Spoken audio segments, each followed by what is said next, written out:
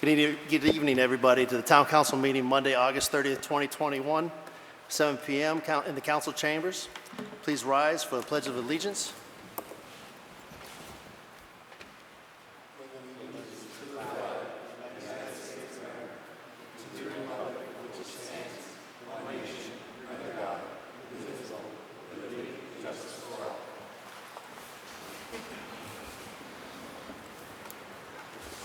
Agenda item number 2, roll call. Councillor Adams. Present. Councillor Catrona. Present. Councillor Daniel. Excused. Councillor Dow. Present. Councillor Jovan. Present. Councillor Lazo. Present. Councillor Marchetti. Present. Councillor Ryan. Present. And Councillor Steves. Present. All right, thank you. Agenda item number 3, consider and accept the Town Council meeting minutes Monday, August 16th, 2021. So moved. Second. Discussion? I did notice one item, Mr. Chairman. Sir? It was actually at the very end for the vote to adjourn. It doesn't say who the second councillor was. I just can't hear him, but Can't hear him. Okay. I didn't hear a word. I said that the vote to adjourn didn't state who seconded it. It just said Councillor blank. You got that? I believe I made that. I was the second for that one. Any other amendments? Discussion? All those in favor as amended? Opposed? Unanimous of all present. Agenda item number 4, subcommittee reports. General Gov. Thank you, Mr. Chair. Through you, we only have one agenda item tonight. It is agenda item number 9, to appoint a new treasurer collector. I will speak more to it at that time. Very well, thank you. Department of Public Works. Thank you, Mr. Chairman. We had a DPW Subcommittee meeting on Tuesday, August 24th at 6:30 p.m. in the Veterans Room.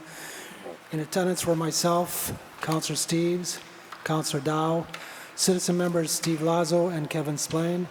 Also in attendance were Councillors Adams, Lazo, and Catrona, Town Manager Michael McCall, DPW Director Heather Blakely, Police Chief Shane Woodson, Recreation Director Michael Brunel, and Conservation Commission Member Maureen Doyle. Also in attendance were several citizens of Southbridge. Citizens came forward to discuss the water problems on Dresser Hill Road, allegedly from the solar park that was built off that road abutting their properties. We also discussed the removal and replacement of the carpet in the town hall. There was some discussion on the type of replacement carpet that could be used and the procedure for getting quotes should the council vote to recommend replacement in the future. There was discussion on creating a dog park in Southbridge. The recreation director, Mr. Brunel, was introduced and is willing to work with residents to possibly come up with an idea and possible location. Town manager explained that there were a lot of issues associated with the dog park that we have to keep in mind, including security issues, cleanup costs, etc. There was also discussion on the status of the dog kennel. Police Chief Woodson explained that the plans and funding for the kennel is complete, and he would be presenting this at a town council meeting in the near future. And finally, there were several agenda items that are on tonight's town council meeting, agenda items number 14 through 20. We are scheduling a DPW subcommittee meeting tentatively scheduled for next week, Tuesday, September 7th, to talk about the town manager's stormwater bylaw. Thank you, that's all I have. Thank you, sir. Appreciate that. EHS? No meeting since the last meeting, no meeting scheduled to. Thank you. P&D, tonight, we had a meeting on August 23rd. Agenda items number 21 and 22 are on tonight's agenda. We'll discuss further as we get to them. And right now, we have no meetings scheduled in the near future. PPP? I have no report at this time, but we have a meeting scheduled Thursday night, September 2nd, 7 p.m. in the George Parent Community Room. Thank you, sir. Agenda item number 5, Chairman's announcements. With a heavy heart, it's been a rough week this week for a lot of us veterans and obviously family members. I know a long time ago, I remember my mom talking about my dad breaking down because of the bombing in Beirut. So last week was kind of my Beirut. When it came to that, I pray for the family members that are affected, the unborn, that will be affected with no father or mother. And I just want to let all veterans know, if you're having a hard time, please reach out. Like I said, it's been a pretty tough week. And I do appreciate what I have. Some days, my days are not as bad as others when it comes to some of these service members that passed away. We have a Sergeant Pichardo, Rosario Pichardo from Lawrence, who passed away and was killed by a suicide bomber, along with 12 other service members, 11 Marines, 1 sailor, and 1 soldier. And at this time, I'd like to have a moment of silence for them and their families, because it just didn't affect their families, but it also affected a lot of people that had to go door to door to knock on those families and to notify the families. So I'd like to have a moment of silence.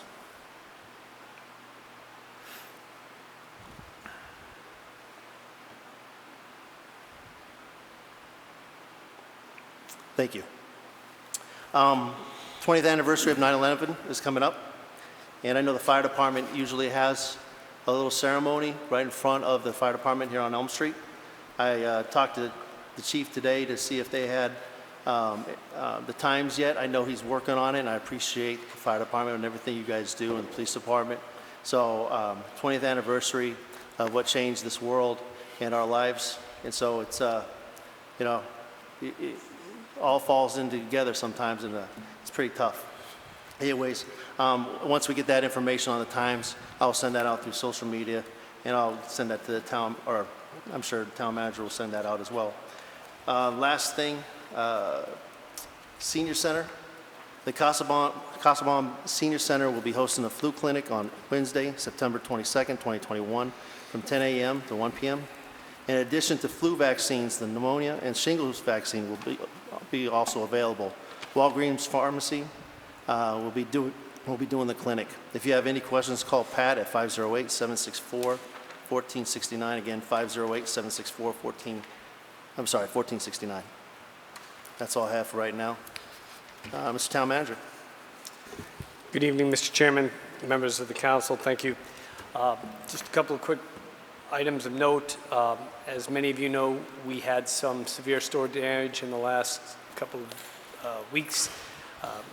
Members of the staff and I went out to Dresser Hill Road to review it and met with the residents out there. Some of them had showed up at the Dpw meeting last week. So we went out, Representative AES Corporation, who is succeeding ProTech in the maintenance of those solar fields, was out there and reviewed some of the damage. So we are continuing to work with them and are waiting some information on them to determine our next steps, but we're continuing to work on that. Also, we continue to meet on a bi-weekly basis here to discuss the rise in COVID cases, and Mr. Pelletier provided me a little summary for this evening. Mr. Pelletier indicates that Southbridge continues to experience heightened COVID activity, that the town has averaged 5 cases per day over the last 2 weeks. Because of the elevated number, the Board of Health at this coming Thursday night's meeting will discuss the possible responses to the heightened case count. Though not necessarily limited to this one action, the board may consider some type of public mask mandate for buildings such as this. There have been a couple of cases where vaccinated persons have caught COVID. However, they want to remind us that vaccination is still our best defense against the severity of the symptoms and our best means to curtail the outbreak. I know that you can still get vaccinated through Harrington Hospital, offers the COVID-19 shots, and I was going to piggyback on the chairman's announcement that I was working on paperwork today for the flu clinic that's at the Senior Center for Wednesday, September 22nd, between 10 and 1 at the Community Center. And I'm not sure if the Board of Health, they may be having their own, but those details will be forthcoming. And that's all I have, Mr. Chairman. Thank you, sir. Appreciate that. Agenda item number 7, presentation. I'm going to move over to the podium real quick to give the presentation.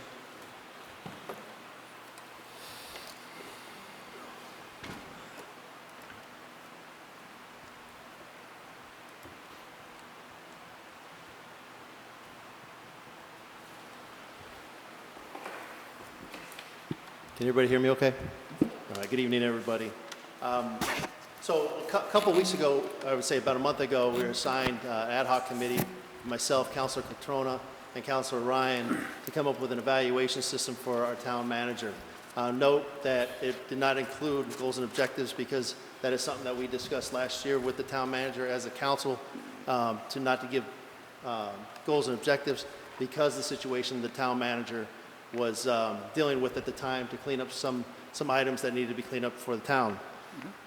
So I just want to go over, first I'm going to give some tips on what the evaluation is about, just in case there are counselors that will be writing here in the next week or so have never done an evaluation before. So, and obviously, those that have that experience can contact any of us, and we can give you the recommendations and give you proper guidance. So, purpose of the town manager evaluation is to assess the town manager and his overall progress he has made in this past year.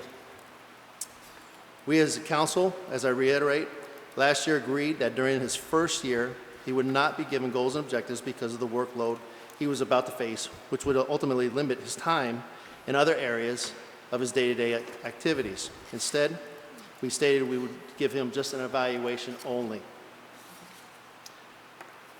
Since the ad hoc committee was formed by the Councilor Daniel, we have consulted with the town manager, and as a committee, we have met on the following dates, which was August 4th, 9th, 18th, and 26th. I believe the 6 categories that the councilors Controlla, Ryan, and myself have come up with, along with the scoring scale, will provide the town council with a tool that will provide a quality evaluation of our town manager.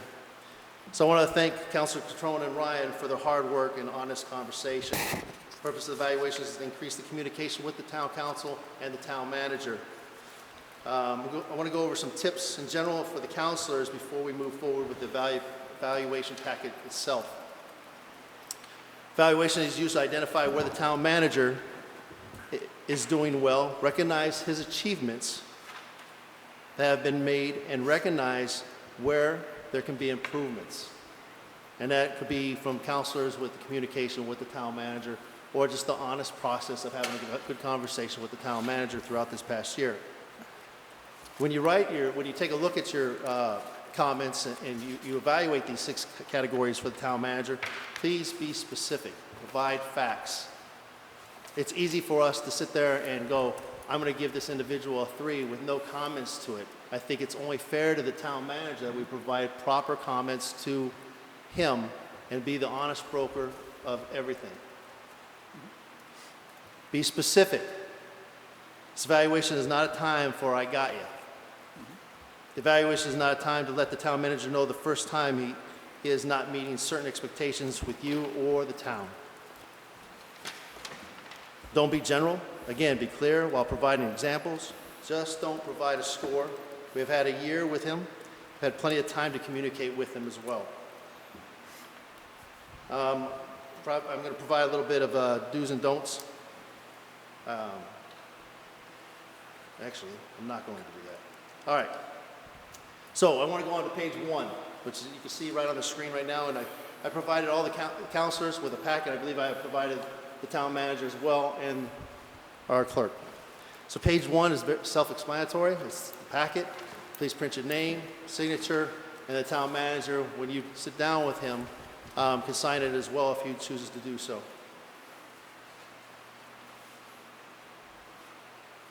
I know it's hard to see up there, but page 2 is our tabulation sheet. So what we came up with as a committee was a 4-point scale from 0 to 3. I do know we just had discussion on a 1 to 5 scale. We thought it proper for the 0 to 3 because a couple years ago we did it and it worked very well for us. But at this point in time, it's just an evaluation. It's not a goals and objectives added. And that'll be a decision that Councilor Jovan and his team will come up with down the road for this year's evaluation and goals and objectives. So if you take a look at the sheet itself, it talks about performance, evaluation, categories, 1 through 6. Knowledge and skill, dependability, communication, core qualities, leadership and management, and financial acumen. Again, the scale is 0 to 3. So if you look over to your right on that page, where it says points, please put 0, 1, 2, or 3. Please don't put 2.5, 2.1, 1.6. We'll leave that up to the chair when he adds everything together. Now, right below that, you see the total points from the 6 categories. All right, you got the 6 categories. If you give him all 2s, he's going to have 12 points. Just put 12 points there, right? If he has all 3s, whatever it may be, just do simple math, and then you can go ahead and divide that by 6, and that'll give you your score. I'm not going to go into detail on all the fractions, what it looks like, because it will be confusing to you, even if we did a 1 to 5 scale as well. The chairman will add all that stuff up, and I'll walk him through the whole process as well. And by the way, he did this a couple of years ago, so I'm pretty sure he's a lot better at math than I am. When you divide that by 6, sometimes you will come up with a fraction. Just leave it alone. If it's a 2.45, just put 2.45 in there. But I want to make sure, is everybody clear, or is there any questions for me at this point? All right. All right. One thing that he will do, the chair, is if it's a 2.51, it'll be rounded up to a 3. Okay? The performances itself are, with a 0 is unsatisfactory, a 1 needs improvement, a 2 meets expectations, and a 3 surpasses expectations. I do want to thank the town manager for providing some input and knowledge on the evaluations through the state and gave a lot of guidance. One thing I did provide with your packet is the do's and don'ts that are in there, and this gives you just some guidance when you're writing this evaluation. Now, any questions on that page? Great. All right. Now, pages 3 and 4 are the 6 categories. We have knowledge. We have dependability, core qualities, leadership, management, and financial acumen. In each one of them, we have provided a breakdown of expectations from the town manager. It's pretty simple, cut and dry what you're looking at. I ask you to take your time when you're writing the evaluation because if we just rush through it, we're not being honest brokers to the town and to our town manager and employees. So I ask that you take your time. I also provide a little area right there where it says points. Very simple. You can add your points right there, put it on your tabulation sheet. Very simple math. Now, we did put an area in there where counselor comments. Please provide counselor comments. If you run out of space while you write it, please use a lined piece of paper, and then you can initial it and put it in with your packet. We also put in there town manager's comments. And that gave him the opportunity to be able to, if someone to give a 0 and you put comments in there, it gives him an opportunity to rebut that or make an explanation for himself. Now, one thing to note, though, is if there's a 0 and the counselor gives the town manager 0, you must provide factual information for the 0. If you do not, and it just says because Counselor Adams is a counselor and that's what it is, and you got to deal with it, that will be taken off the tabulation automatically. Please provide information. And like I said, all these comments should be filled in with something in there. Right. When you're completed with your evaluation, please place it in the white folder that I gave you and seal it up and put your initials on it, please, or put your name on it. Seal it, and then place it, you can give it to Yvonne in the town manager's office where Counselor Daniel will collect them up.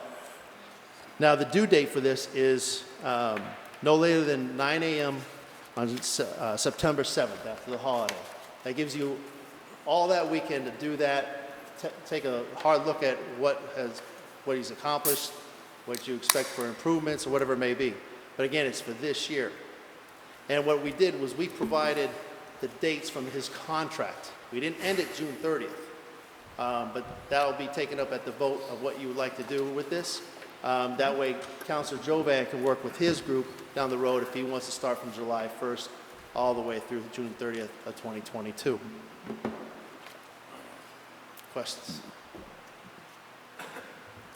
Yes, ma'am. Just a request, could we also just have this sent out electronically to all the members as well, just in case I fully intend to go into detail, and I already know 3 lines won't be enough, so I'm going to Absolutely want... not a problem. I can send that tomorrow if you like.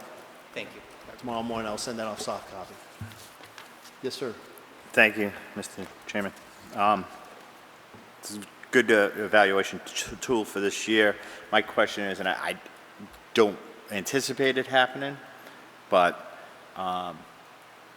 you stated earlier that if the council were to give a 0 and you throw that score off, have you developed a mechanism within the scoring chart of how that would be adjusted to make sure that if you throw something out, Yeah, where that would be? Yeah, so to answer that question, yes, if you take that out of there, we'll recalculate the score itself, divided by 5 at that point in time. Okay. Just so everybody's clear. No problem, and I want to thank the town manager too, because he provided a lot of good guidance, and that's our responsibility, is to get information from the town manager himself on some of the things he's seen in the past, as well as the counselors right here. So I want to thank everybody for that, the hard work on it. Any other questions? Okay, we'll be voting on this thing in a couple items, so.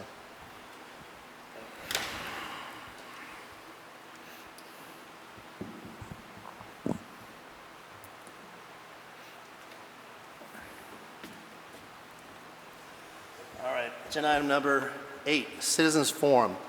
If there's any citizen that would like to come up and speak, please do so at the podium. Please provide your name and address. What you are speaking about cannot be on the agendas that we have tonight. So anything not on the agenda tonight, please make your way up to the podium. Anyone? Oh, there you go.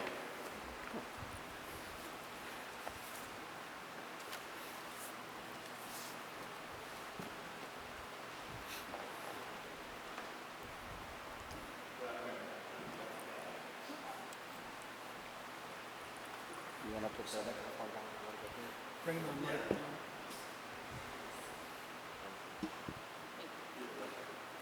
Hello. My name is Caitlyn Castellucci. I live at 210 Hillside Road with my husband, Anthony. 2 Thursdays ago, we had experienced a large amount of rainfall in the morning. Later in the day, me and my husband had observed a very large hole at the base of our backyard. We also noticed a very clear present path from the storm drain on the street that had traveled down through our side yard and pooled into the backyard. I called the DPW and spoke to Director Blakely the next morning. She came out and observed the property and the sinkhole itself. She also noted the path of water from the storm drain as well. She said more employees would be out to add sandbags and hay bales and to prepare for the hurricane that was coming that following weekend. When the other 2 employees had arrived, they had also noted the water from the storm that had followed down my property. One also even mentioned a potential pipe issue from underneath the property from the storm drain.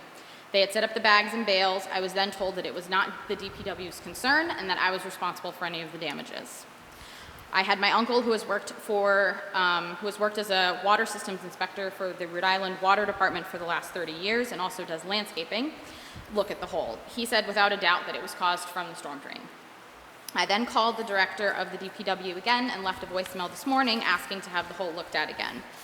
I also left a voicemail for Deputy Director Desjardins, and he came out and looked at the property today. I spoke to the following people today as well in regards to the issue: Director John Daniel, Councilman Mark Marchetti, Town Manager Michael McCall, as well as Councilman Joseph Catrona, who actually came out and looked at the property as well. From the list of those people, the majority of the consensus is that it's one of 2 issues. Either the pipe drain overflowed or it was clogged, or there was an issue with the pipe underneath my property.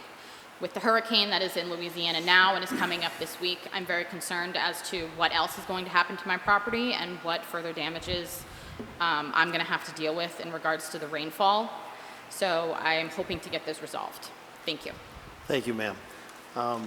What I will do is I'll get all the information once we receive the minutes. Okay. And I'll take a look at that, and it'll be addressed at the next council meeting Okay. by the chair, and he'll know that now if he's watching right now. So Okay. we will get that. I'm sorry for all the issues that you're having over there, and hopefully we can rectify the situation. Thank you so much. Thank you, ma'am. Thank you. Anyone else? All right.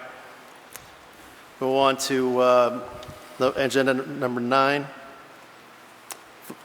Vote to confirm the appointment of Sharon Ashley as treasurer collector for a 3-year term effective September 20th, 2021 through September 20th, 2024. So moved. Second.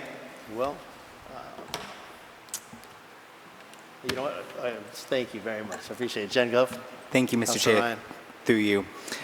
This went before my subcommittee tonight. We met at 6 p.m.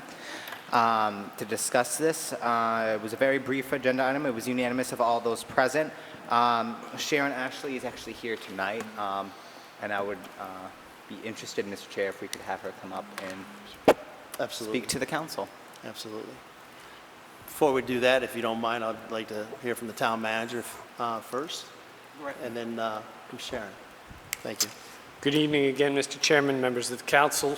I'd just like to take this opportunity before we introduce Ms. Ashley to recognize Ms. Zawadzki. As many of you know, she's leaving. Her last day will be this Friday, so technically this is her last meeting. She is in the audience, but in the year that I've been here, she's been a valuable member of the team and council who's brought a lot of things to my attention, as you know from our last meeting about some of the HR issues, other issues, and I've appreciated her advice and counsel. I know that we've all benefited from her guidance and her leadership in that office, and I just wanted to wish her well this evening in her future endeavors.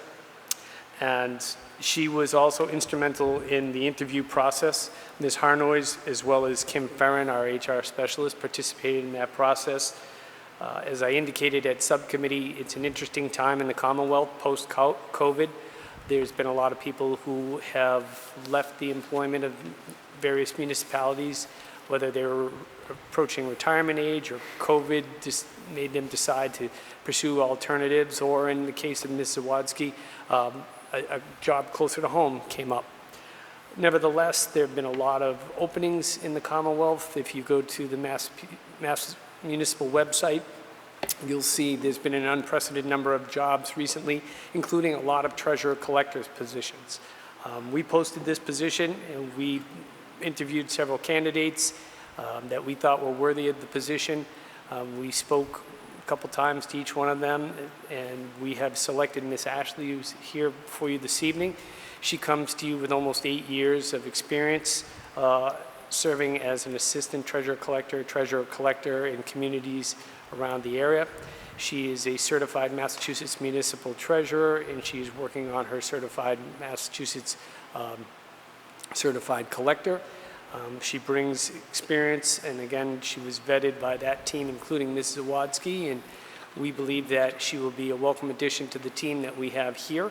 And I think we're very fortunate to have her this evening, and she's here, and I would respectfully request your support. She's here for any questions, and if there are any questions about her qualifications, I'm sure Ms. Zawadzki would be willing to also back up any questions you may have based on her questions and answers in Ms. Ashley. And I would be remiss to note that Ms. Ferrin did call the references and did receive high recommendations and marks about Ms. Ashley from some of the people she put, including area town administrators. Thank you. Thank you, Mr. Town Manager. Leave this open to any questions and discussion. Councilor Marquetti? Thank you, Mr. Chairman. Through you to the town manager. I did see that this was advertised online. The required qualifications was a bachelor's degree and 3 to 5 years senior experience. Now, I don't usually get hung up on college degrees, but I was just wondering why were you putting her name forward? What was it that you saw in her? So a couple of things. I think if you look at that description, it also says they're an equivalent combination of experience and or education. Sometimes you'll get people that come right out of graduate school.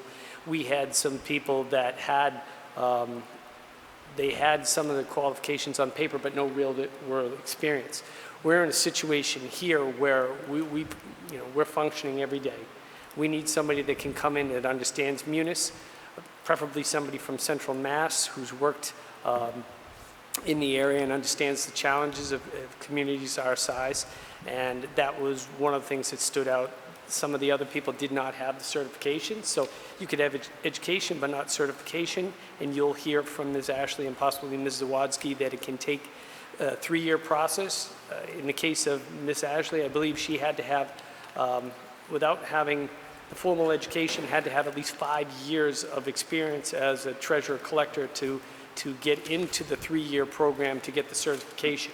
And Ms. Zawadski, when some of us had this question during the interview process, Ms. Zawadski had informed us that the process one goes through to become certified is as rigorous as certain college programs.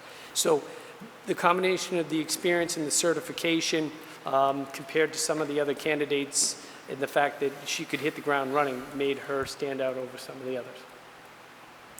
All right, thank you. Thank you, Counselor. Any other discussion? Counselor Lazo? I too had some concerns about the college background, but as I've learned in my lifetime, it doesn't take a college degree to be a success. I think what happens is this job experience that she has in Barry and Holland is so valuable. It's probably more valuable than a diploma coming out of school saying, look, I graduated from college. She did graduate from Southbridge High. She's a Southbridge girl, and she graduated Southbridge High when it meant something, and a diploma was worth something.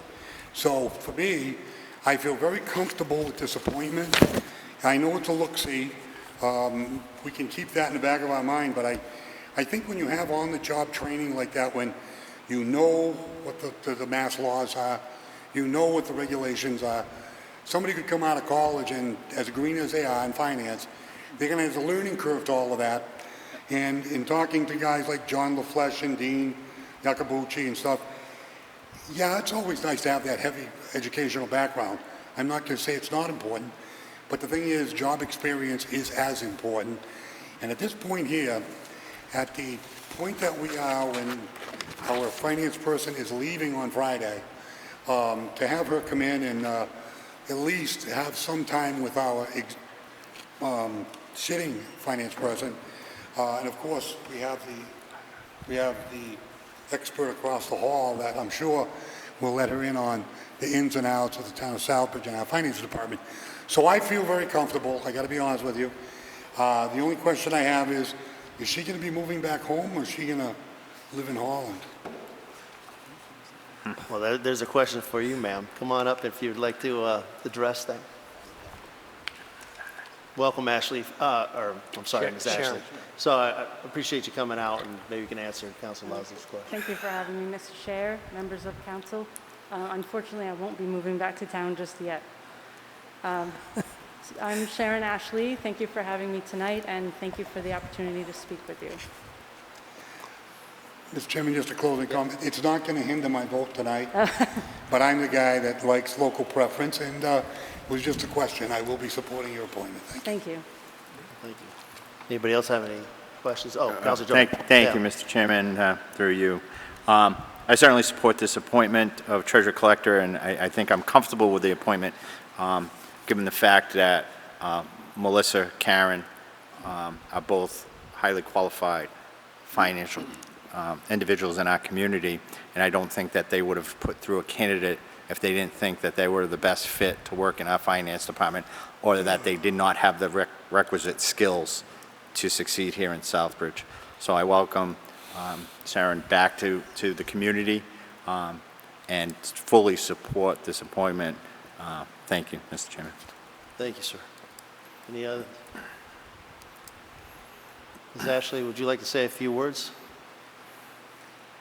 Yes, I'd just like to say thank you for the opportunity if you choose to appoint me, and I know I have big shoes to fill here, but I will do my best to make sure that we get the job done. You already have a solid team in place, so they've definitely set the stage for me. Thank you. Before we go on, I want to wish Melissa the best in her new career path, moving closer to her home and not having to have that commute every single day. I appreciate all the work you've done. Made a big difference in our town hall. So I thank you. And I worked directly with her a couple times on tax titles and some issues, and I really learned a lot from you at that point in time. So thank you, and I wish you the best. All right. Any other discussion? All right, all those in favor? Opposed? Unanimous of all present. Thank you. Congratulations. Thank you very much. Thank you.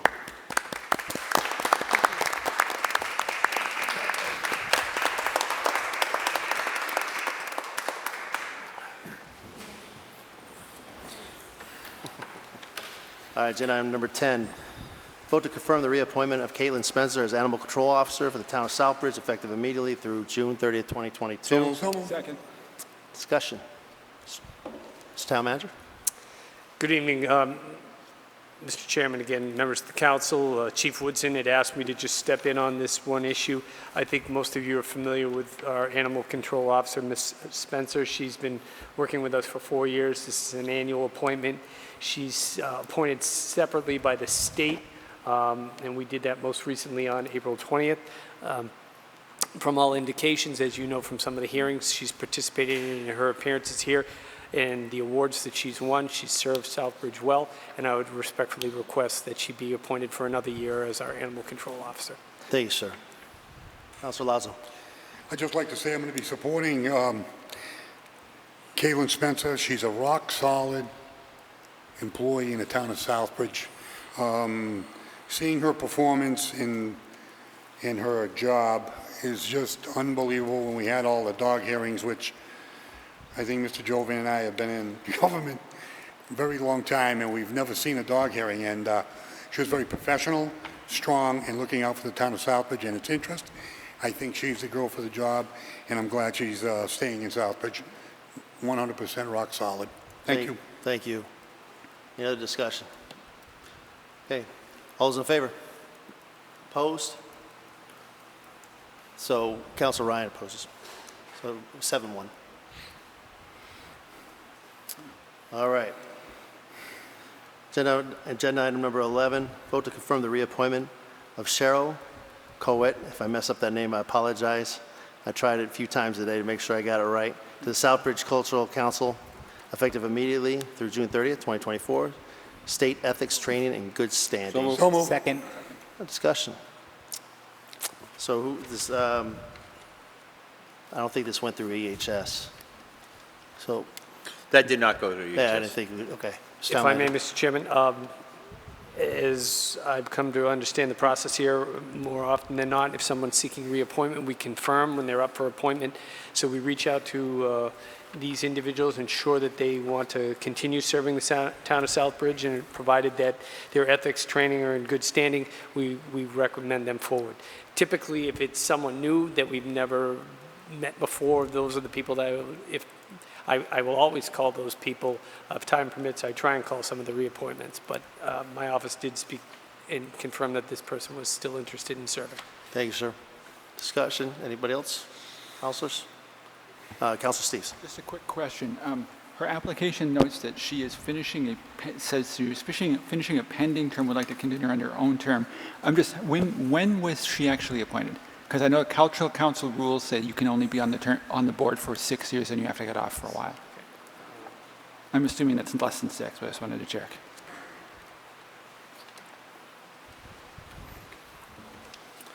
I do believe that Mr. Chairman, question is I'm sorry, I couldn't hear the, I couldn't So hear he his was question. questioning on cultural council can only spend 6 years on that council before they have to take a break. Yeah. And then be reappointed or appointed next time. I think we discussed this about a year ago as well. We did, with Ted Bartlett, yeah. So I don't have that. I just have her in the background. Let me just see. I have her certificate that she's taken the ethics. I don't have any other information relative to her first appointment date at this time. Okay. Councilor Jovan. Well, I don't like to assume, but it says that she's finished a pending term and Yeah. is seeking her own term. So I would not find it that she's served the full 6-year term. Yep. Probably So does not. I would feel comfortable moving forward with it because of the language that she has in it. Yeah. Okay. Any other discussion? Well, I do know too, I think the chairman of that cultural council is pretty adamant about how they recommend people, knowing the history of the cultural council. So I Absolutely. don't think they would put somebody up if they we're violating their tenets of that. Absolutely. Got it. Anything else? All right. All those in favor? Opposed? Unanimous. Agenda item number 12, vote to approve the town manager evaluation format as recommended by the Town Manager Evaluation Committee. So moved. Second. Discussion. Councilor Lazo. Just a quick question, evaluation tools, I know I've dealt with different models and stuff. The thing about the zero bothered me.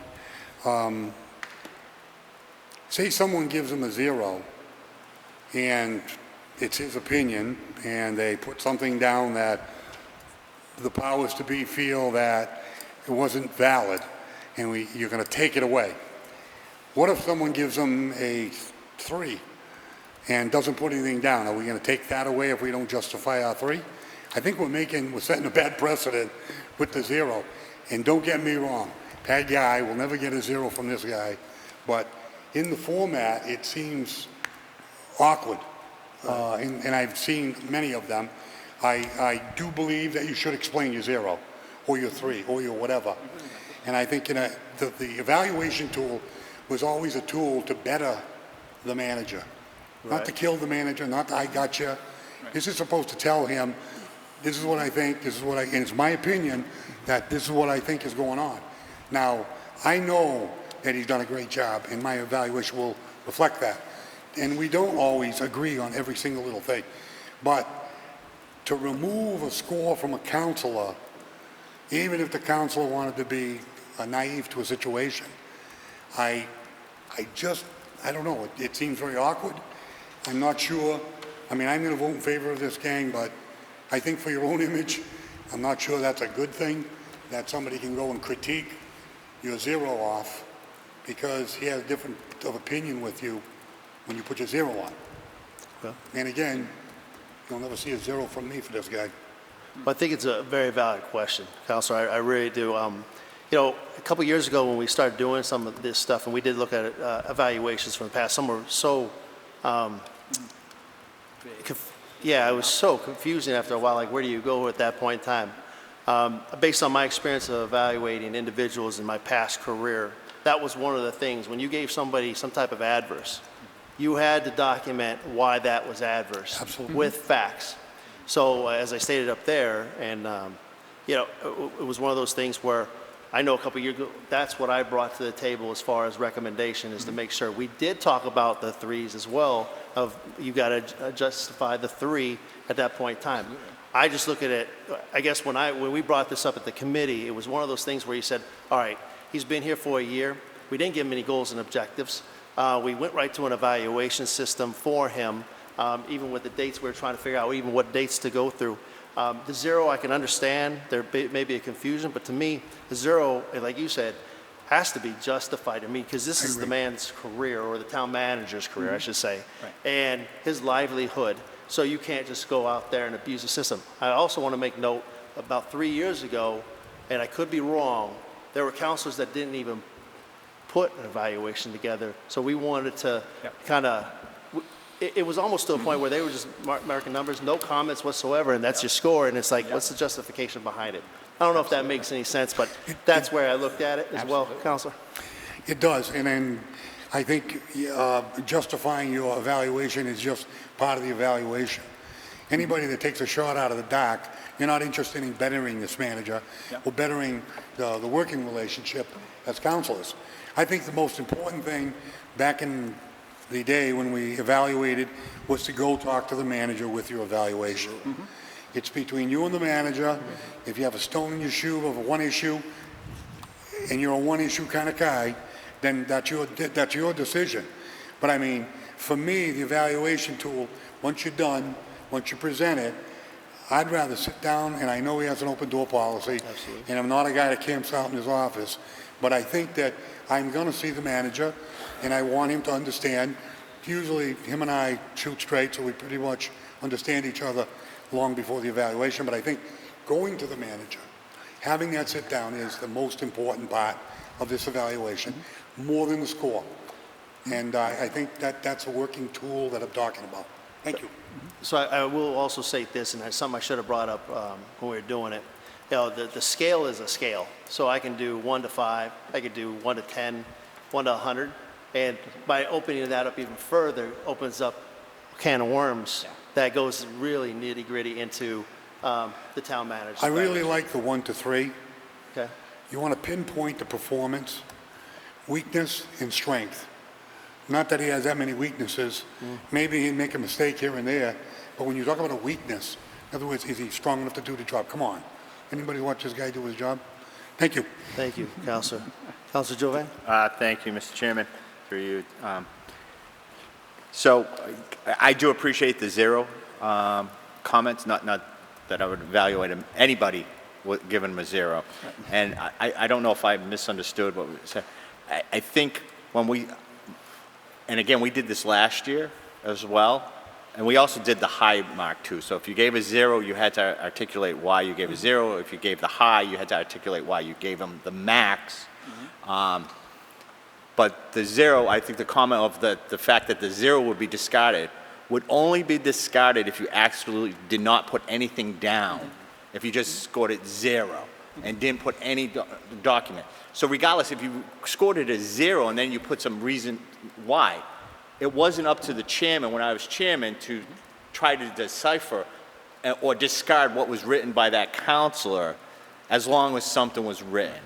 It was just a mechanism to avoid the, because I think before I was elected on council, I had an opportunity to look at the previous evaluation instrument, and at that time there was a pretty split council, and what you found was those that were not favorable to the manager put all the bottom with no information at all, and those that supported the manager went the other way to try to balance out a average evaluation. So I do appreciate the 0 to 3, and then it's up to the chairman who writes up the summative evaluation, because that's how it's supposed to be done, the summative evaluation. And I think when we wrote it last year, we tried to articulate those that had some negative or recommended things that they saw as a weakness, to put that in the evaluation as well as the strength. So I see it as the both. So I would hope that if you do give it, the manager a 3, that you do have some bullet points as to why you can support that 3 as well as the 0. Thank you, Mr. Chairman. Thank you, Counselor. Let me grab a couple others real quick. Counselor Catrona. Thank you, Mr. Chairman. Through you, we had some great discussion throughout this process, and I certainly appreciate everyone's efforts that we put into this.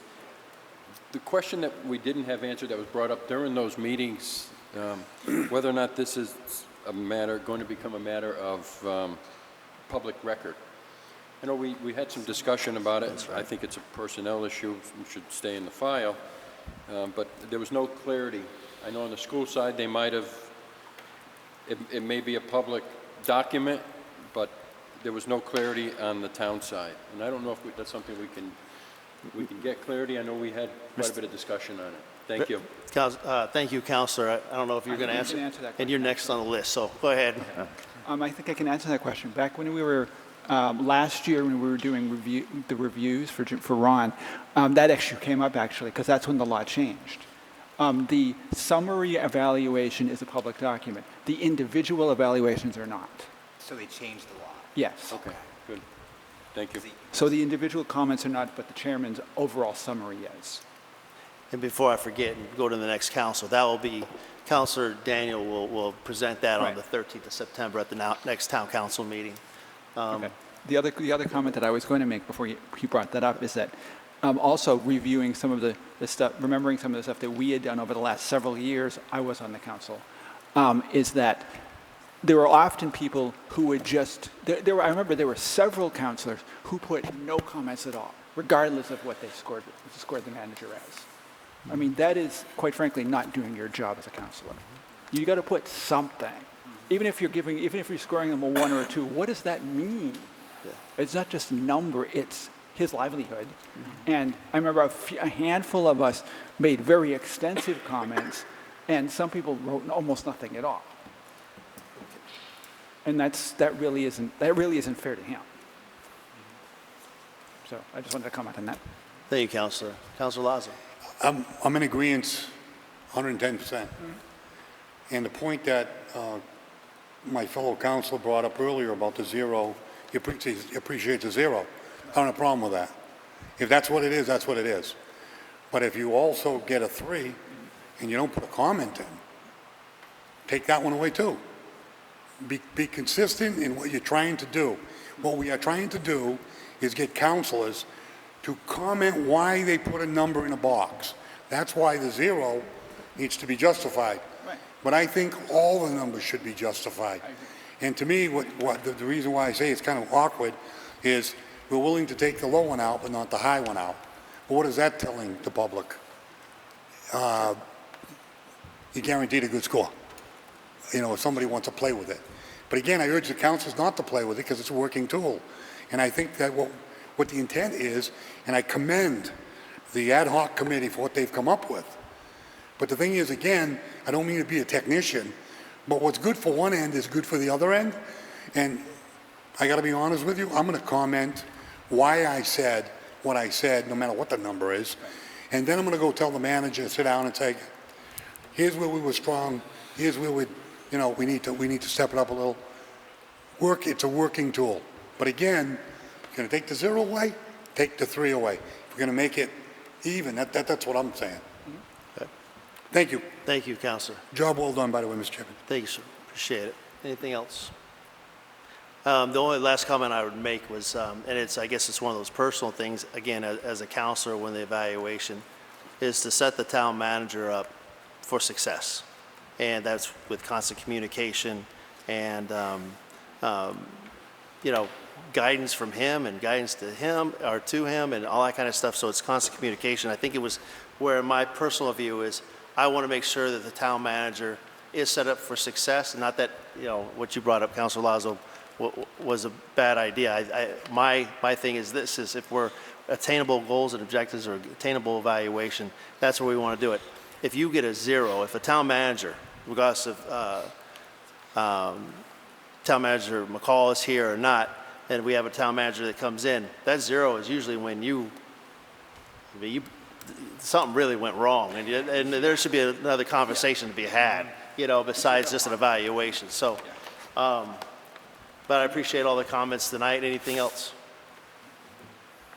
All those in favor? Opposed? Unanimous of all present. Thank you. And thank you to Councilor Catrona and Ryan. Appreciate that, all the hard work. Agenda item number 13, vote to accept the Department of Homeland Security FY20 assistance to Firefighters Grant, AFG, in federal funds, with the town's share of this grant to be $10,605.05 for a total approved budget of $222,706, and authorize the town manager to sign any related paperwork. So moved. Second. Thank you. Mr. Town Manager, did you want to start off with this, or? I think it might be easiest to have the chief, who's here this evening with the deputy chief, to explain the assistance to firefighter grant. I know they came before this body months ago seeking the ability to apply for this, and from all indication in my conversation with the chief, this is of great benefit to the town. And with that, I'll hand it over to Chief Normandin. Thank you, Mr. Town Manager. And then to Councilor Lazo, I don't think this went into the PPP, No. right? Just the application process. I think we did a month ago. All right, Chief. So good evening, everybody. Mr. Chairman, councilors, town manager. Thanks for having us here. I'll give you a little short timeline. We did come to you guys in February, the deputy and I, to discuss with you about this AFG. This is the Assistance to Firefighter Grant. This year we focused on training within the department. Basically, the training that we do in our regular budgeted year is at the minimal standards. We get by with the trainings that we need to continue to keep firefighters adequately trained for firefighting and EMS. This grant will give us all the opportunity to educate our members that will be way above what we've done from our budgeted requests over the years. These costs will be associated and be paid to with the Massachusetts Fire Academy. The education program will be aerial ladders and motor pump operation certification. Basically, this really, the details of this grant, obviously Deputy Hulick did the majority of the man work with this, with a lot of oversight by myself and a couple of other members of the department. If there's any details in regards to how many hours and how many classes, and there is backfill and overtime, but this is a huge accomplishment just to get this grant approved. This is obviously, for members that have been here for many years, it's very difficult to get any grants approved, and this one is one of the same. Assistance Firefighter Grant is a peer review process. We've rewritten and written articles for this grant to be pushed in, and I'm very thankful that this has gotten approved. This year approval is $222,706 as the memo reads. We have to come up with $10,605.05.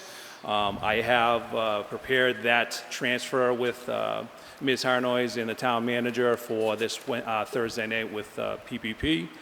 Deputy Hulick will be there to present that information for that. I do have until September 12th to approve or deny the grant at this point, but I do please accept this grant award. This is going to be a great advantage for our fire department.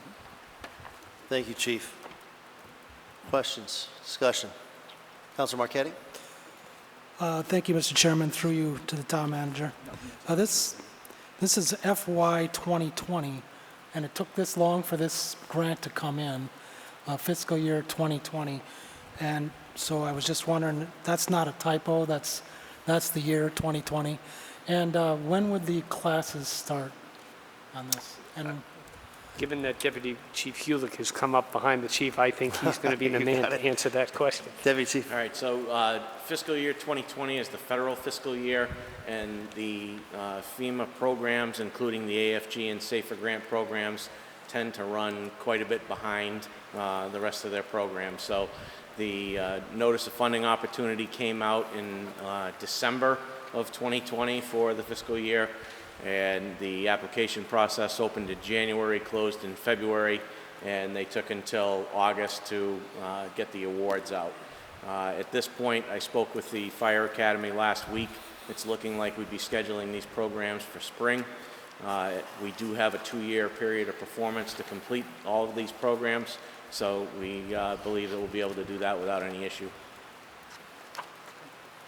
thank you. Thank you, Councilor. Councilor Lazo? Who wrote the grant? It was a joint work, myself, Ryan, the chief oversaw. Nice. Job well done. Thank you very much. Thank you. Thank you. Any other discussion? Councilor Jovan? Thank you, Mr. Chairman. Through you to the chiefs. Congratulations on the grant. Well done. A lot of work, and I know you're very successful in getting these grants, and hopefully the SAFER grant comes out as well. You said, Chief, that you have till what date to submit this to? It has to be accepted by the September 12th. Okay. If it would, I know we're voting to fund it, you know, the town will pay the grant.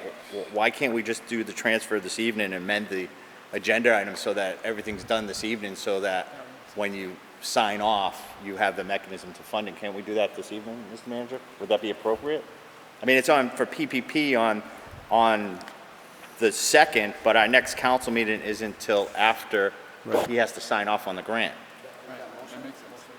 I just want to make sure procedurally, would that make sense? Mr. Town Manager? So that you have that funded. Would that be something that we can possibly do this evening, the transfer? I know we've got Karen here as well. Well, I have the transfer language for the PPP meeting because I have it in my agenda item. So I'm just saying our next council meeting isn't until the 13th. He has to submit this grant saying that we have it funded for the 12th. So we're saying, yes, we'll pay the town's portion, but we haven't appropriated the money. So is it appropriate to do that, so make sure that all the I's are dotted and the T's are crossed when we submit that grant sign-off. Thank you, Counselor. Chief, did you have something to say on that one? No, go ahead, Chief. So, yes, I did speak with Ms. Harnois and the town manager in regards to this transfer. If you want me to go into detail, we do have the monies in our salaries account that we will be taking out to make this transfer possible. I don't have the number. I It's have a the training. account, It's I a have the account training. numbers. I do have the account numbers. I'm just asking procedurally, should it be done this evening, that it's funded appropriately with the account numbers so that when we sign off on it, Right. the federal grant, they audit us that we've had an appropriated number. So Very well. I would defer to the chair of the PPP if he wants. Yeah, I think Counselor Marquetti had his hand up first. No, that's all right. I'll yield to Okay. Counselor Lazo. Counselor Lazo. The question is, for me, I have no problem doing it tonight. We, in order to accomplish the mission, we sometimes even skip subcommittee. My question is, to the previous speaker and the town manager, we're voting the grant and we're voting the commitment on the money. By accepting this, can this vote come later? We're voting that we're doing this. In the grant application that we're, award letter, that we are accepting this, and the regulations that are written in here. Does it matter if the $10,000 is voted after the fact? Or does that have to be voted before the fact? Joe? As far as it comes to the acceptance of the grant, we just need to accept it. Where we Right. draw the funds can be decided afterwards, but it's just a commitment to commit Then we those don't have to funds. do this tonight. Okay. And then, as long as we accept this and we follow through, because if you want to do it tonight, I don't have a problem with that either. Whatever, I'm going to leave it up to the counselors real quick to see what, I know No, Counselor Joe has that's some fine. language. I don't have a problem. I just think that typically when we come forward with a motion, that we say we accept this grant and the town's portion will be funded at 10,000, the council that I've served on for 3 years has always said, where is that money coming from and do we put it in part of the motion? To make sure that we have clear language. So when you submit the vote to, or you submit the paperwork to the federal government, they have, yes, you did. So I agree, but we don't lose the grant. That's My fine. point is, I don't want to lose the grant. That's fine. Okay, thank you. So, Counselor Dow? Thank you, Mr. Treasurer. When we submit the grant, isn't it the government is going to say where you're getting the fund from, and you need to approve for that? Was the application? Good. Chief? So, Mr. Chairman, just, that is the road that I was taking with this grant. Get it accepted, look to find out where the monies was going to come from and do the transfer. I agree with Mr. Council Jovan. It would be a nicer package right now, but I'm pretty sure, I'm not going to say 100%, I'm pretty sure with you accepting the grant, I can go in there and push the accept button on the program so we're into it and then do the PPP if that's the way you want to do it. But we can do it the other way too. So it's, all right, so what I'm hearing is two sides, which sounds like everything's working. Hold on a minute, okay. Counselor Ryan? I was going to say, if Councilor Jovan was going to make that motion, I will second that motion because I agree with you. I think we should handle it I already in did. the motion. Go ahead. Okay. All right, hold on a minute, hold on. he didn't No, make he a didn't motion. read He anything didn't make a off. motion. So there's no motion on the table or amended, so. Okay. If Counselor And I'm Jovan, just if you would doing this like to say. procedurally because every grant that we've ever voted on in my 3+ years has always said, where's the money coming from? And let's have it part of the motion. Very well. So it's consistency. So,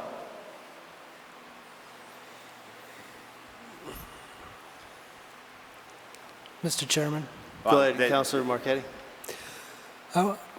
I would just say this is the reason why these things should be fully vetted at these subcommittee levels so we don't run into this kind of problem. If this had gone before the subcommittee, you could have gone through all of this. Where is the money coming from and everything else? I don't have any problem with it either. I just think we need to discuss these things at the subcommittee level before the town council meeting so we don't run into these problems. So I do, Counselor, I do believe that this came up at the last second after the last PPP, and they ran out of time to bring it through the PPP. Am I wrong on that one? On the 10,000? Yeah. Well, no, it just came No, forward. the FEMA grant Okay. needed to be accepted. As he says, hit the button, you're in The money doesn't have to be there at the same time. But I'm agreeing with Councilor Jovan. If you wanted to make it a package, I'm not against that. Right. But we're not, my main thing is don't lose the grant. It doesn't matter, when we go to subcommittee, we're gonna vet it. We're gonna sit there, I'm gonna read an agenda item. The chief or deputy chief will be there to explain it to us. We know what it is. So we're not violating the law if we go to subcommittee. Either way, it doesn't matter to me. I would be more apt to question and Jack would know this also, you know, amending this and adding, it's almost like adding an agenda item. I'm not sure what, you know, the notification. Right, but we can amend this motion at this point in time to include the transfer at the same time, and that way it's a done deal. If I understand Councilor Lauderdale's point. But you're changing the intent of the motion, and I'm just saying, I think you're getting near the line. Okay. Okay. No. Councilor Steves? Yeah, I would argue you're actually not changing the intent because it very clearly states the town's share of this grant will be $10,605. And when I saw that immediately in the agenda, my first question was where it's coming from. You know, and then, you know, the chief mentioned where it was coming from, which answered the question. Let's put it in the agenda item, get it over with. Then you just file whatever paperwork you have to still get done to get the project rolling. Then just do it. Keep it. It's much simpler to get it all done at once. All right. Just do it. That was it. Councilor Jovan, is anybody? there's an issue, Karen. I just want to make a comment real quick. I understand both points of view, but I still haven't heard a motion to amend. So, Karen's just saying that we should do this. okay. Yeah. And again, I do know, for a lot of times with reporting and audits, they want to see your vote about where it came. There's no violation of open meeting law because all we're doing is clarifying where the town's portion's coming. Thank you, Councilor. If you've got an amendment, I do please have read. it. So just to amend, town share of the grant to be $10,605.05 for the total approved budget of $222,706, with the town's portion coming from a transfer from account number 001220-511-000 salary and wages permanent to account number 001220-519300 tuition. Second. All right, we got a first and a second. Mary, did you get all that? I already had the PPP agenda, so I copied and pasted it. Very well. Thank you, Mary. Appreciate that. All right, we have a first and a second on an amendment. Any discussion on it? Just for Councilor clarification, this is through you. Yes, sir. This is going into an account called tuition? Is that what you said? So, Mr. Chairman, to answer your question, Mr. Marquetti, Chairman Marquetti, this is the regular tuition account that we will, Karen has identified to put this money into, because it's just going to go in there, and then we're going to write the check right out to the federal government as our portion of the proceeds towards this grant. That's the best position she said to put it into. Okay. Okay. I don't see what you take it out of salaries or you take it out of tuition. I'm not quite sure I understand what the point of the transfer is, but that's fine. I don't have a problem with it, but okay. Well, I'll let Chief to answer that question. Okay, Well, thank you. if that's a question, Councilor Marquetti, tuition's already been set aside for 3 employees within the town to be reimbursed for their continuing education. All right, thank All you. right. Any other discussion on the amendment? Councilor Lazo. I'm not against the amendment, voting in favor of the amendment. Chief, get it together next time so we can do it all at one time. Thank you. Thank you, Councilor Lazo. All right, any others?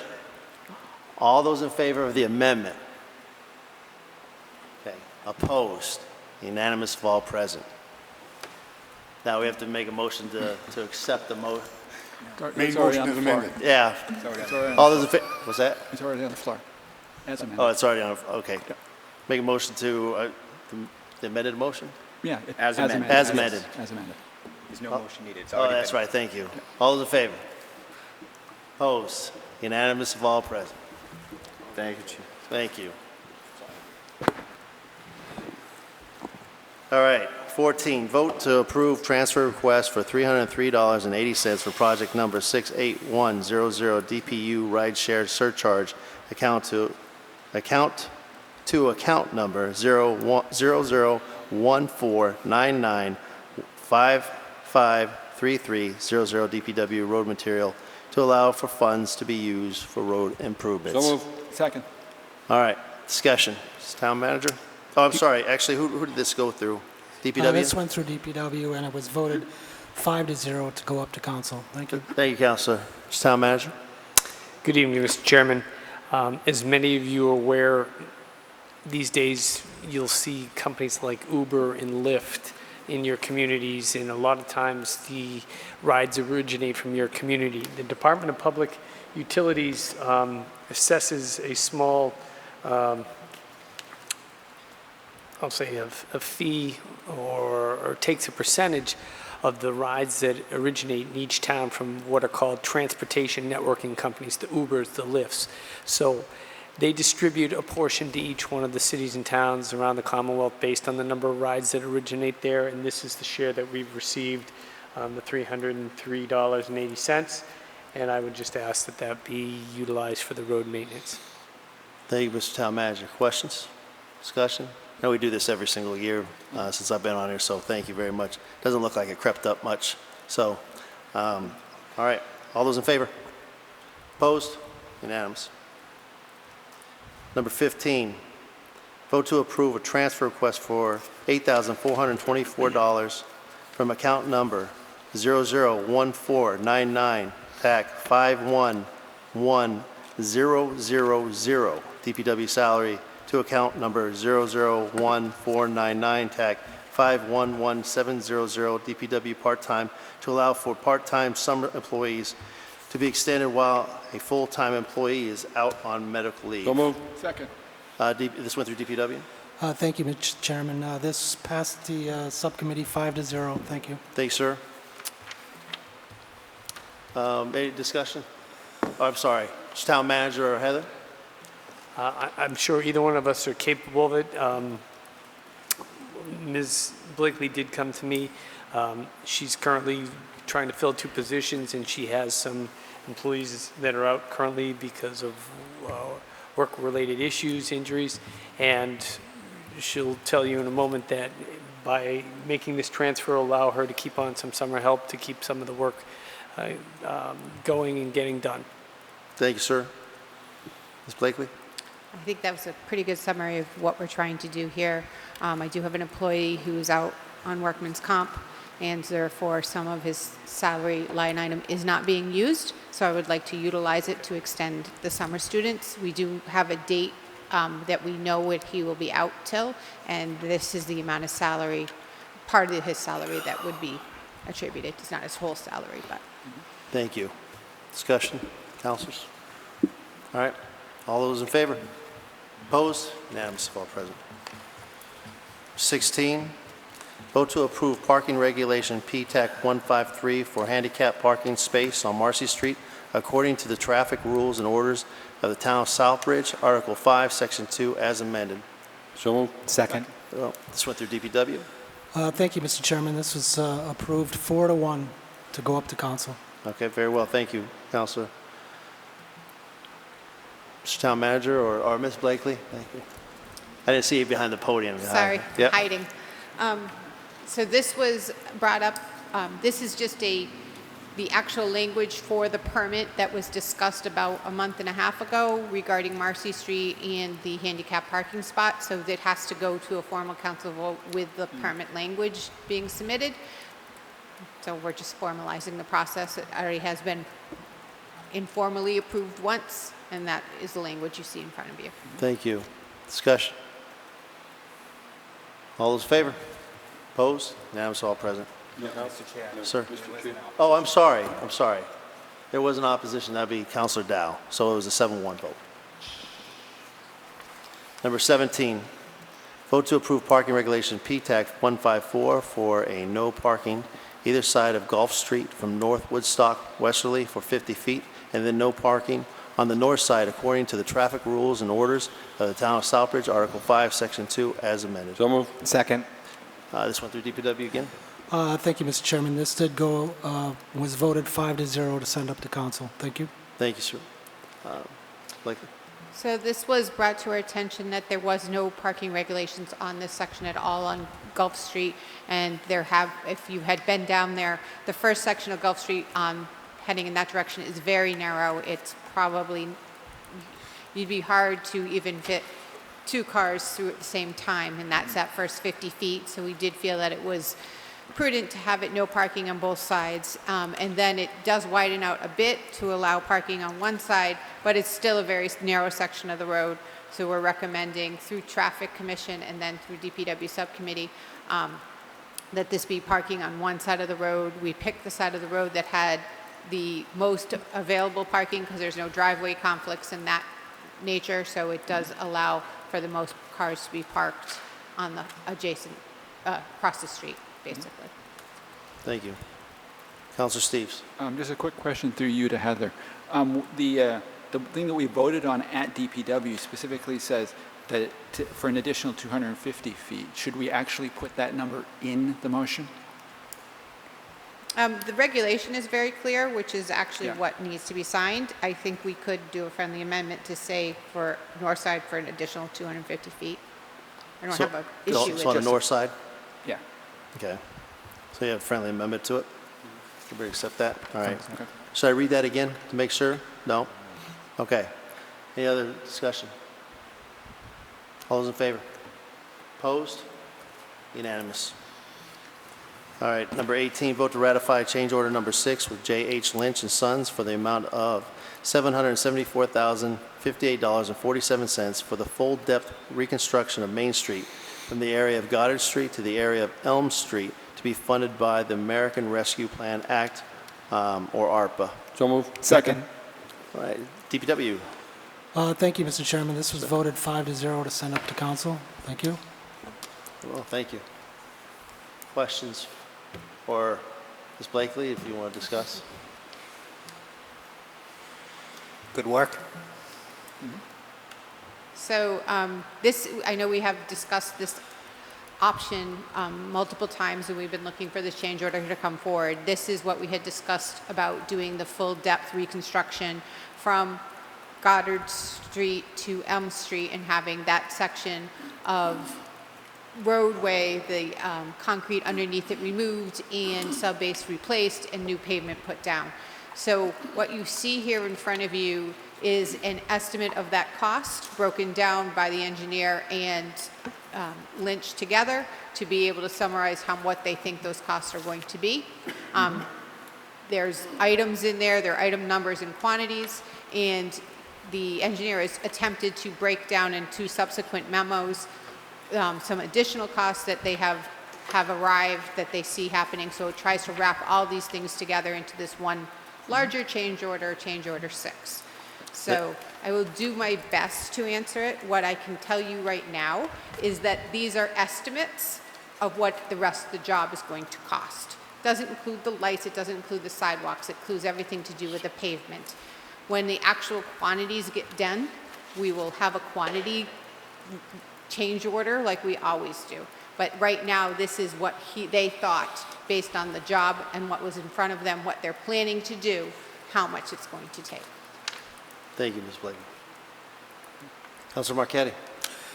Thank you, Mr. Chairman. Through you to the town manager. When this came to my subcommittee meeting, the funding was originally worded to be coming from possibly the $10 million that we're borrowing on road improvement and also stabilization funds. The town manager did say that he was considering using the American Rescue Plan Act. So, through you to the town manager, from reading this agenda, is it your intention to actually use ARPA money and not any other funding sources? Thank you. Thank you. When we discussed it that evening, my thought was it may be a good use. I did mention that we have received half of the funding so far, which is roughly $2.5 million. We'll receive another $5 million. We have to find projects, and I was actually having a conversation with the DPW director today, how to best use some of these funds. There have been discussions with other town managers or administrators how best to use these. We're looking at certain ways to use it for economic development, but one of the cleanest and easiest ways appears to be using them for the water, sewer, infrastructure-related projects. And we have some coming down the pike here in town, no puns intended, but there are several upgrades to some of our sewer and water lines that need to be done. Now, I believe it's in your packet, but I have been reading all of these FAQs and documents that have been issued by the Treasury with regard to how to utilize these funds and the way that they can be used rather broadly, and it really has to do with documentation. We are considered an NEU. We're not a metropolitan city, which means that we fall under a less strict guideline for reporting, but nevertheless, we could use these funds. One of my big concerns is making sure that we find the appropriate projects in the next 18 months to 24 months to start to spend all these funds. So my thought would be to utilize these funds where we can now as they come up, defer the borrowing, which we could do at any time down the road, but ensure that we spend that $5 million the way it's supposed to be used for the community on infrastructure or other related projects, but do it so that we're not left with money on the table, which we would have to return to the federal government. So the fact that we are looking to redo this and do it right in a full reconstruction, curb to curb, and it's an extra almost $750,000. We've already expended or agreed to utilize some funds on that street for economic development by upgrading the water lines. This just piggybacks that so that we'll have utilized the funds, in my opinion, the way that they were intended to for the infrastructure upgrades. So I did mention it the other night, and I see that it's worded that way, but I wouldn't have any hesitation using it because I included the two reference points in their guidance that say if we had an existing water sewer infrastructure project that had started before March 3rd, provided that we incur the expenses after March 3rd, we could use these funds. And then there was another question answered by the Treasury that you can use these monies for paving as it relates to the water sewer, so that as you're closing that hole up. So based on those two, I believe that this is an appropriate project.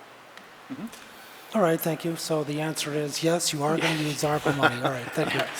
That was good It was education. yes, but I also realized that there may be other questions, so I wanted to give you a complete That's fine. answer. Yeah. Any other counselors? Oh, Counselor Jovan? Thank you. Through you to the town manager, I thank you for the explanation. I was unable to make the meeting, so it does explain it. And also, I thank you for all the backup that you did provide relative to the facts and questions and the appropriate use of money. And I think it's a great use of the ARPA monies, and then those additional stabilization monies and the $10 million will go a longer way on other road projects. So I believe that this is a great use of federal money. It's there, and it takes care of a great project that otherwise, to the taxpayer, we're saving.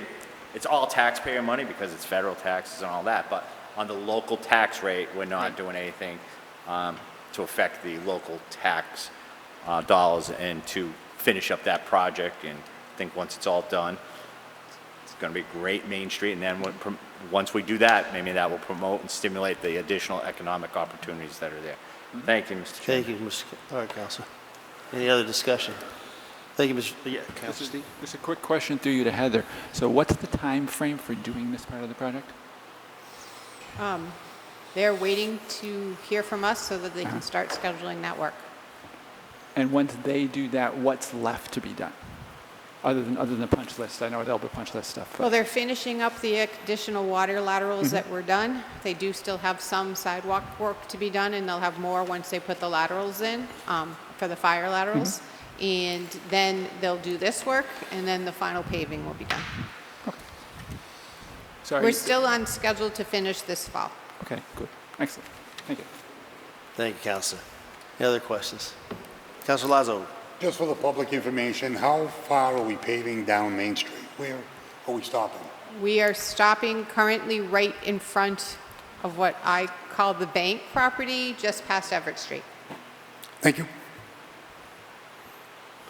Okay, thank you, everybody. Mr. Chairman, respectfully request a roll call, please, for this agenda. All right, before I do, I just want to thank the town manager and Heather for thinking about this, especially with the ARPA money, and I know the under the gun in a sense to get this money spent, and this money we didn't expect, so that really helps us out with our infrastructure projects. So I appreciate you guys thinking about that and moving forward with it. I had the same question as Councilor Marchetti, because the original language was stabilization funds.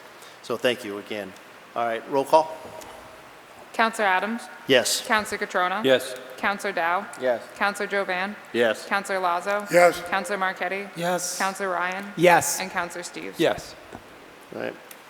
Yeah, agenda item number 19, vote to reconfirm the town council's commitment to resurface and repave town roads using microsurfacing and mill and overlay. So moved. Second. All right. I So, Mr. Chairman, refer to Councilor Marchetti since it went through him. so this is something that I put on the subcommittee agenda, so I would like the opportunity to explain this one, if you go don't ahead. mind. Please. So last year, after the DPW Subcommittee recommended road improvements, the town manager proposed a plan based on a road improvement study from 2020, and the town council voted to approve the town manager's plan. And in the treatment guide that came with the study, there was a guide for fixing roads. One was routine maintenance, which involves crack sealing and fog sealing, preventive maintenance, which involves micro sealing, surfacing, and rehabilitation, which involves mill and overlay treatment. Now, the town manager put together a best first plan, and this approach in his document was to keep the good streets in good condition first before addressing the worst streets in town. And in the town manager's plan, there were 21 streets that needed routine maintenance, such as crack sealing, and 69 streets that needed preventive maintenance, which is microsurfacing, according to the study. So when we received the list of roads that were to be worked on and the type of treatments that would be applied to these streets, it was mostly crack sealing on almost all the roads, not just roads that required routine maintenance or minor repair, but also roads marked for preventive maintenance. There was some fog sealing, mill and overlay, but mostly crack sealing. So the best first approach may be the plan, but what is the best treatment? Well, in the opinion of most residents in town, crack sealing is just not adequate. According to the pavement management study, crack sealing is not recommended for potholes, raveling, which is disintegration, rutting, and frost heaves. The microsurfacing is needed on roads with low to moderate potholes, raveling, and rutting. And when the potholes and raveling parameters become too high or the rutting too deep, mill and overlay is required. And I would say even our best roads are in this type of condition. And many residents say the roads are in such bad shape. They can see original asphalt under the torn up sections. The road problems are also causing expensive car repairs for residents, and they would like a smoother road service, and which cannot be achieved with crack sealing alone. I would also like to add that according to the pavement study, with crack sealing, you will get about 3 years life extension to the road, whereas with microsurfacing, you'll get about 8 to 9 years life extension, mill and overlay about 12 years life extension. So wouldn't we want these roads treatments to last longer than 3 years? Now, the town manager proposed a $10 million bond over 5 years, or about $1.55 million per year to fix the roads, and the council voted to approve his plan, which we thought involved more paving. It seems to me the plan has changed, and I'm not sure whose plan we voted on.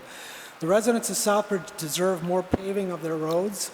The roads they pay property taxes and vehicle excise taxes to maintain. They'll also be paying for this $10 million bond. I get it that crack sealing is less expensive, but surely we want the treatment to outlast the bond. So I added this agenda item to my subcommittee meeting. The subcommittee agreed that we wanted more paving rather than just crack sealing. They voted 4-0 to 1 in favor, with Councilor Steves voting to abstain. And I'm hoping the councilors agree with me to vote to reconfirm the council's commitment to resurface and repave the roads. Thank you. Thank you, Councilor. Councilor Lazo. Oh, On this issue, I remember Heather coming up with a suggestion because of the bids, the way they came in, and I understood what she was advising as far as the money and trying to stretch the dollars. But I'm in agreement with Councilor Marquetti on this because there's level 1, level 2, and level 3. Without getting into the fancy micro and sealing, and there's 3 grades of work that we're going to do on these roads. And even if it costs a little bit more money, I'd rather go with the higher quality, the 1 and 2. So for me, I totally agree with Mr. Marquetti. I know where he's coming from. I also understand what Heather was doing. As a department head, she brought up suggestions. And in her world, that's what she does. She comes in, she analyzes the numbers. We spend the money. We budget it. But she did advise us that these are the options, and we could get much more crack sealing if we don't do the middle one, number 2 I call it. But to me, the number 2 gets 8-9 years. My judgment in road construction and what we're talking about, I thank her for the advice, but I still think we should go with the better crack sealing, option 2 instead of the option 3. Thank you. just want to reconfirm that we're on agenda item number 19. Okay. Thank you. Councilor Steves. A couple of things. First off, I basically abstained at the subcommittee meeting because I can kind of see both sides. In this particular situation, I think there's no question that some of the roads are in really terrible shape. And some of those roads are not even going to be addressed by this particular area because they're so bad. We're not going to get to them with this. Something like Gulfwood. But what we're seeing here with crack sealing and the mill and overlay and the fog sealing, and I'm going to total blank on the other one that Mike just mentioned. Huh? And the microsurfacing, actually. They're used on different quality roads as it is now. You know, the roads that we're going to crack seal are not roads that would be even eligible for mill and overlay or the microsurfacing because they're in good enough shape we don't need to do them.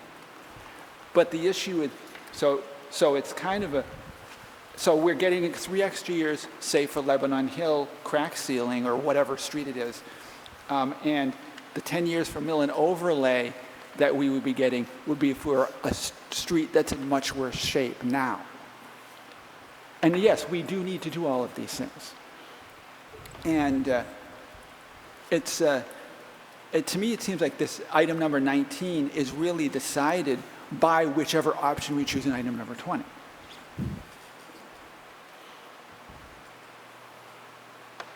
So, I mean, we could theoretically vote yes on 19 and then choose option 1, number 20, which contradicts each other.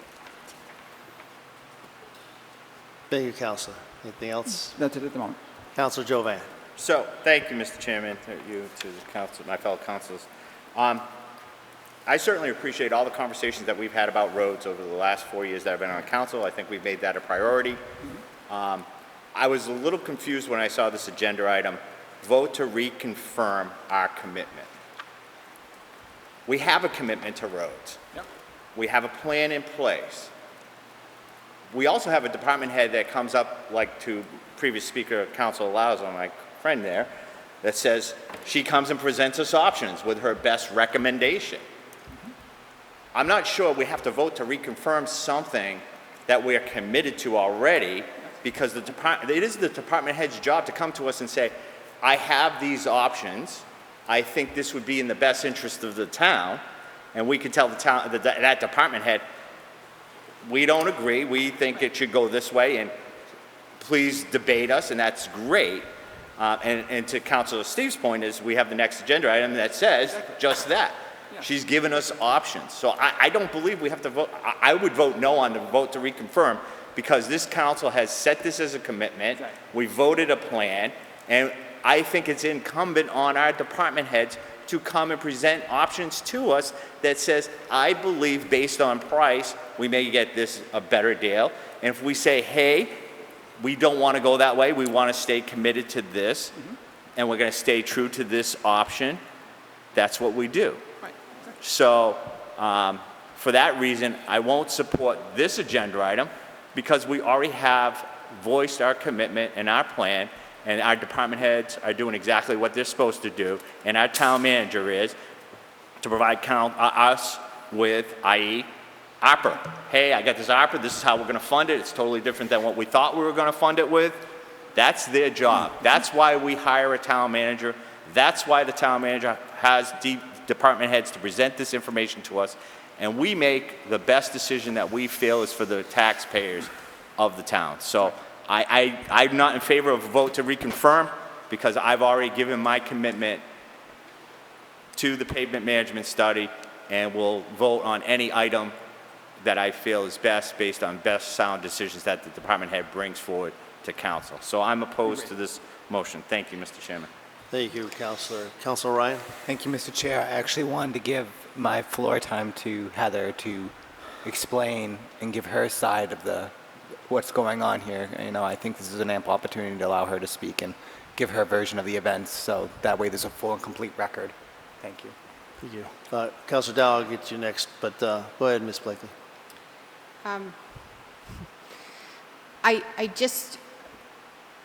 My interpretation of the pavement management study and what was put forward was to do a best first approach. When you're doing a best first approach, that means you should target all of those roads that need crack sealing and fog sealing and all of those things first. We did put together a bid spec for those roads, including some fog sealing and some microsurfacing, to see what we got for prices. We had previous prices for those things. We had a list of suggested roads based on the pavement management study that they could be used on. We had estimated quantities in there. We didn't award the contract for the full volume, for the full award of the contract. That was right in our memo in the first time. We only did $500,000, not the full amount of the original contract. In the memo that we sent, that was from Matt, it stated, we do not recommend doing the microsurfacing at this time because those rates are so much higher than what they had been just a year ago. So we basically took that item out of the bid when we awarded it. What I am saying here in the next item, and that was based on the cost of that item. We just didn't think it was cost efficient. And we wanted to spend more money on the mill and overlay project and leave what we had agreed on, would we do $500,000 in that first contract and $1 million of mill and overlay. So we did up to $500,000. We still have some room underneath that existing contract. What I was suggesting on that existing contract was do more crack sealing because, again, that is the best first approach. We can do additional crack sealing. I do share in the council's, I would love to see some microsurfacing done because I think it would be a very valuable treatment in this town, and I do agree with that.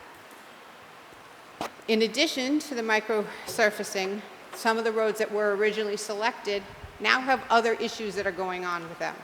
National Grid has come in and done work on some of the roads. Now they're really not a good candidate. We probably should look at them as mill and overlay because they're going to mill and overlay 8 feet of it already.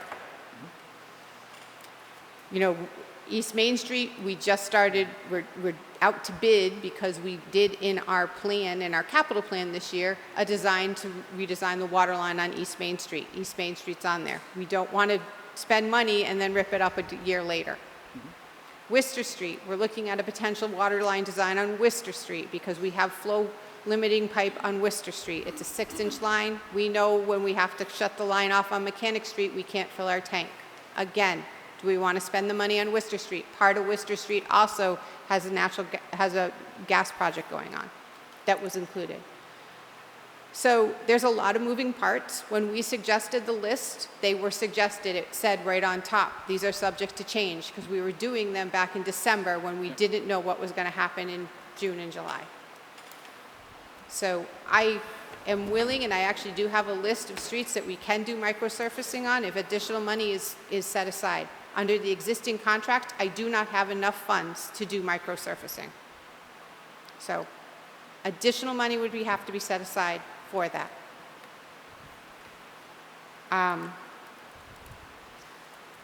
I still agree with the best first approach. I do understand the want and that some people don't like the appearance of crack sealing. I can tell you that it does serve the town very well. One of the streets that I'm going to potentially suggest was one of the first streets we crack sealed over 10 years ago. And we still are not having problems with, like we see on other streets that didn't get this treatment. We don't see the potholes. We don't see the issues that we have. It does work. It extends the life of the street. I know the 3 years is a theoretical number, but it does work. It prevents potholes from forming by just not letting the water get in there. Thank you, Ms. Blakely. Councilor Dow? Thank you, Mr. Chair, to you. This is our thought. Was at the meeting, we stick with plan one at the first plan, but Councilor Marquardt, he suggests to bring it up to the council to respect other council to make decision and review it as well. That's one of the reasons why we move forward to bring it up here, to respect the rest of the council, to look at it and make decision as well with us. That's the whole idea he brought it here. But at the beginning, we already discussed it. We're gonna go plan one. We're not gonna change because this is the best for a long time period. Because if we do what the change is, 3 years, another 3 years, we're gonna spend double money because obviously everything is going up and never gonna go down again. So I think the first plan we have is the best. Thank you. Thank you, Councilor. Councilor Marquetti and then Councilor Catrona. I'll let Councilor Catrona go first. Councilor Catrona? Thank you, Mr. Chairman. Through you, I think to speak to previous Councilor Jovan's points that he made earlier, I think we're confusing, I know I'm confusing, and I think we are 19 and 20, agenda items Right. 19 and 20.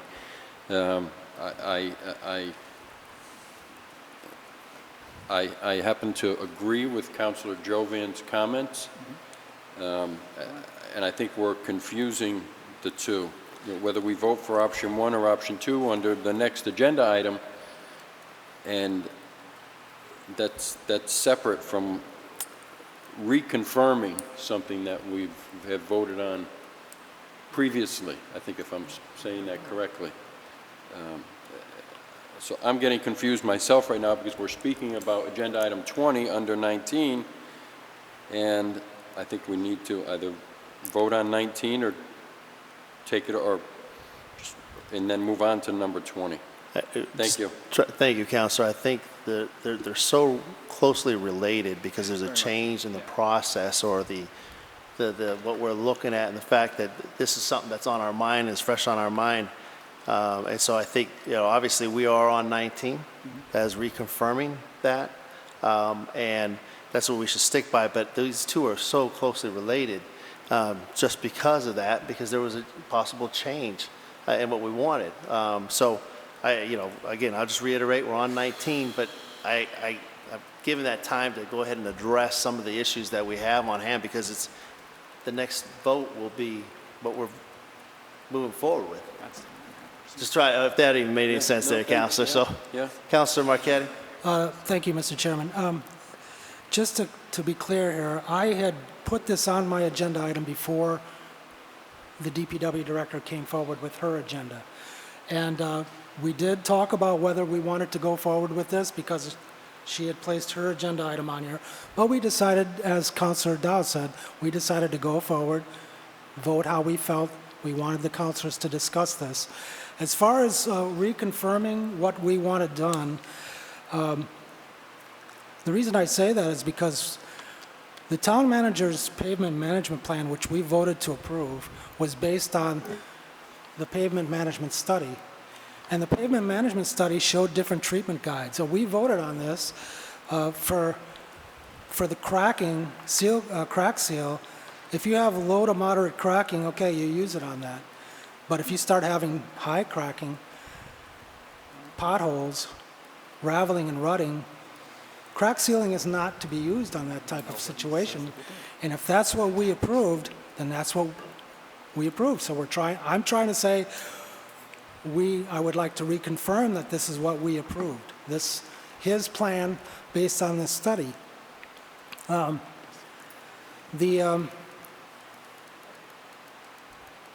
fog sealing as well is not to be used on things like potholes and raveling. So this is what I'm trying to say. We're confirming microsurfacing is used on almost every one of these items, including cracking. When it really gets really deep and really problematic, then you go to or mill and overlay. So what I mean by reconfirming, we voted to go with the town manager's plan, and the town manager's plan was based on pavement management study, and the pavement management study is very clear on what you use these treatments for. So I'm not going to get into 20, I'll get into 20 when we get to 20. But that's what I mean by reconfirming. Thank you. Thank you, Councilor. Councilor Lazo? To reconfirm is basically to send a message to management that the council voted this. Please, let's follow the plan that the town manager went forward. There's been speakers tonight that'll vote no because we already did this. Yeah. I get it. And a vote yes is to continue on the same yes that we voted already. I mean, I don't think there's a wrong vote on this. I'm voting yes. I'm going to reaffirm that I'm still supporting the traffic, the paving study that was done. I think we got flaws, and I do agree with the DPW director. We have moving parts. Moving parts should come back to the council to adjust if we have to adjust. And that's the way it should work. Yeah. But to reconfirm is not a big deal. I'm voting to reconfirm the same thing that I already voted for. And if you're not comfortable with it, just vote no, and it was already passed. Thank you. I know I will say this, we're talking about a lot of the same stuff up here. I'm going to continue on real quick, but this is something to discuss and reconfirm. So I'm not trying to keep somebody's right to talk. I'm just saying we can move this forward a little bit so we don't keep going in circles. Councilor Jovan? Thank you, Mr. Chairman. Just bear. I have no problem. We can vote to reconfirm. And what does it mean? Exactly. It's just I agree with Councilor Lazo. It's just a vote to reconfirm a plan. But I'm just asking my fellow councilors to also realize plans do change. Right. Based on what's on the ground. Mm-hmm. We could talk on the federal level about the disaster that's going on right now, because they said we have a plan and it didn't. Well, the plan's the plan, and we're going to do it. Yeah. Great, we have a plan. Okay, let's vote to reconfirm the plan, but what does it mean? They still come to council, and they still give out their best recommendations. Exactly. So, okay, I'll support the reconfirm because it really doesn't mean anything. I'm just saying we already voted the plan. Plans change. Right. The goal is to fix our damn roads. Mm-hmm. And that's what she's doing. Yeah. She's saying, hey folks, microsurfing came up 21% higher. I know it was part of the plan, because we're talking about reconfirming a plan. It's part of the plan. It came up higher. It's probably not the best use of money, but I also heard her say we have $1 million committed to mill and overlay. Mm-hmm. A better thing than microsurfacing. I'm not correct, DPW Director? Mm-hmm. I'm doing better by committing $1 million because I'm not going to do fog sealing right now. I'm going to do a mill and overlay that's part of the pavement plan to better the roads. That's all I'm saying. And I agree. Fog sealing, you're absolutely right, Councilor Marquetti. Not good for potholes. I've never heard that that crack sealing was going to be used for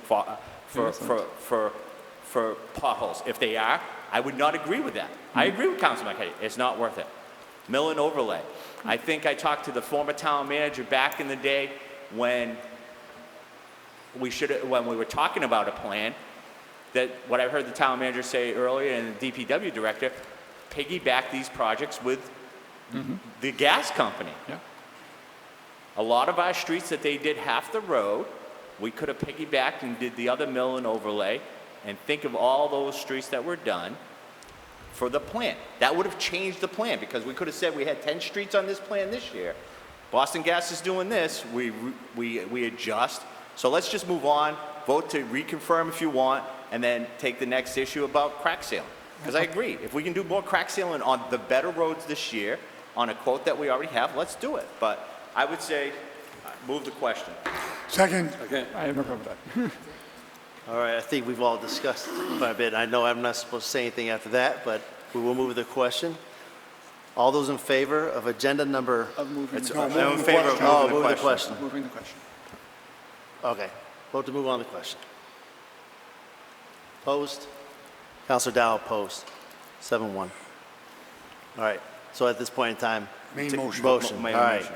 Motion on the table is vote to reconfirm the town council's commitment to resurface and repave town roads using microsurfacing and mill and overlay. All those in favor? I'll request a roll call vote, Mr. Chair. Very well. Roll call vote? Counselor Catrona, Yes.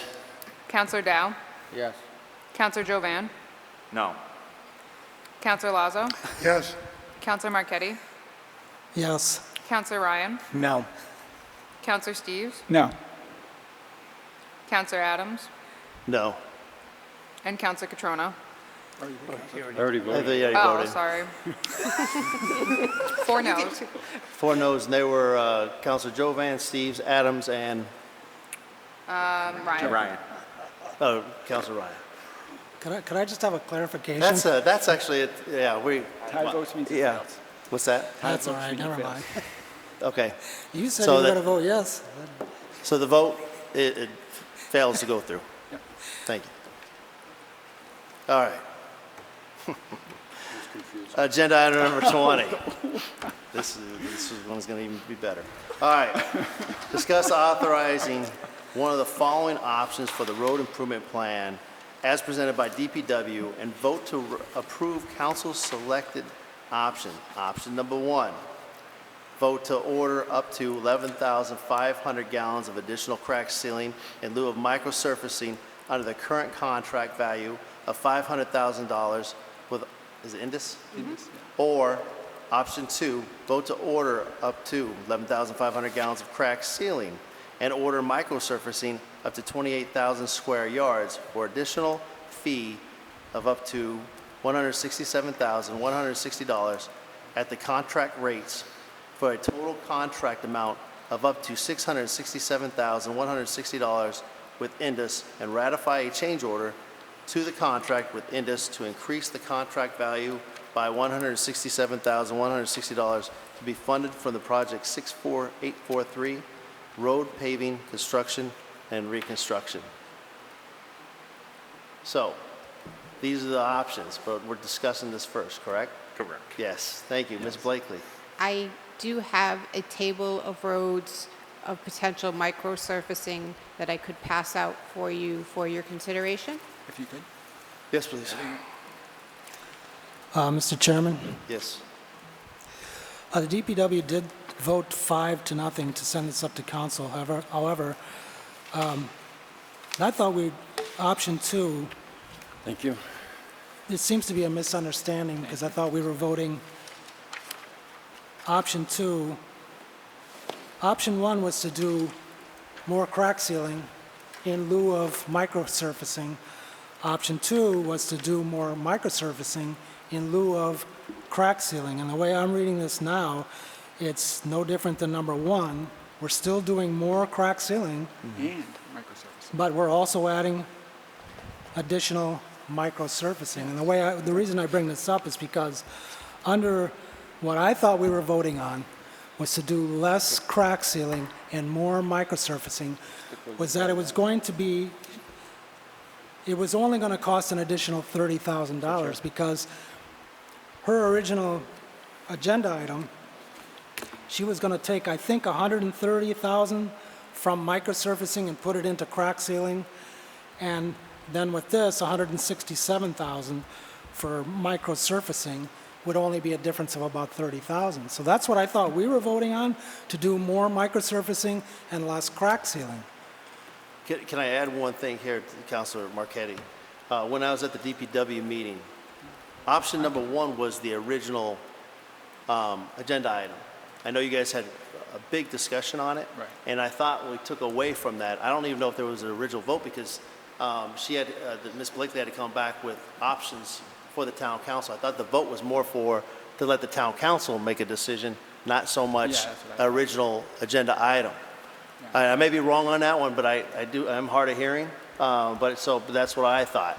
No, So- well, I can read the original agenda item was order up to 11,500 gallons, $136,965 of additional crack sealing in lieu of microsurfacing. So under that scenario, which is option one, you're eliminating microsurfacing.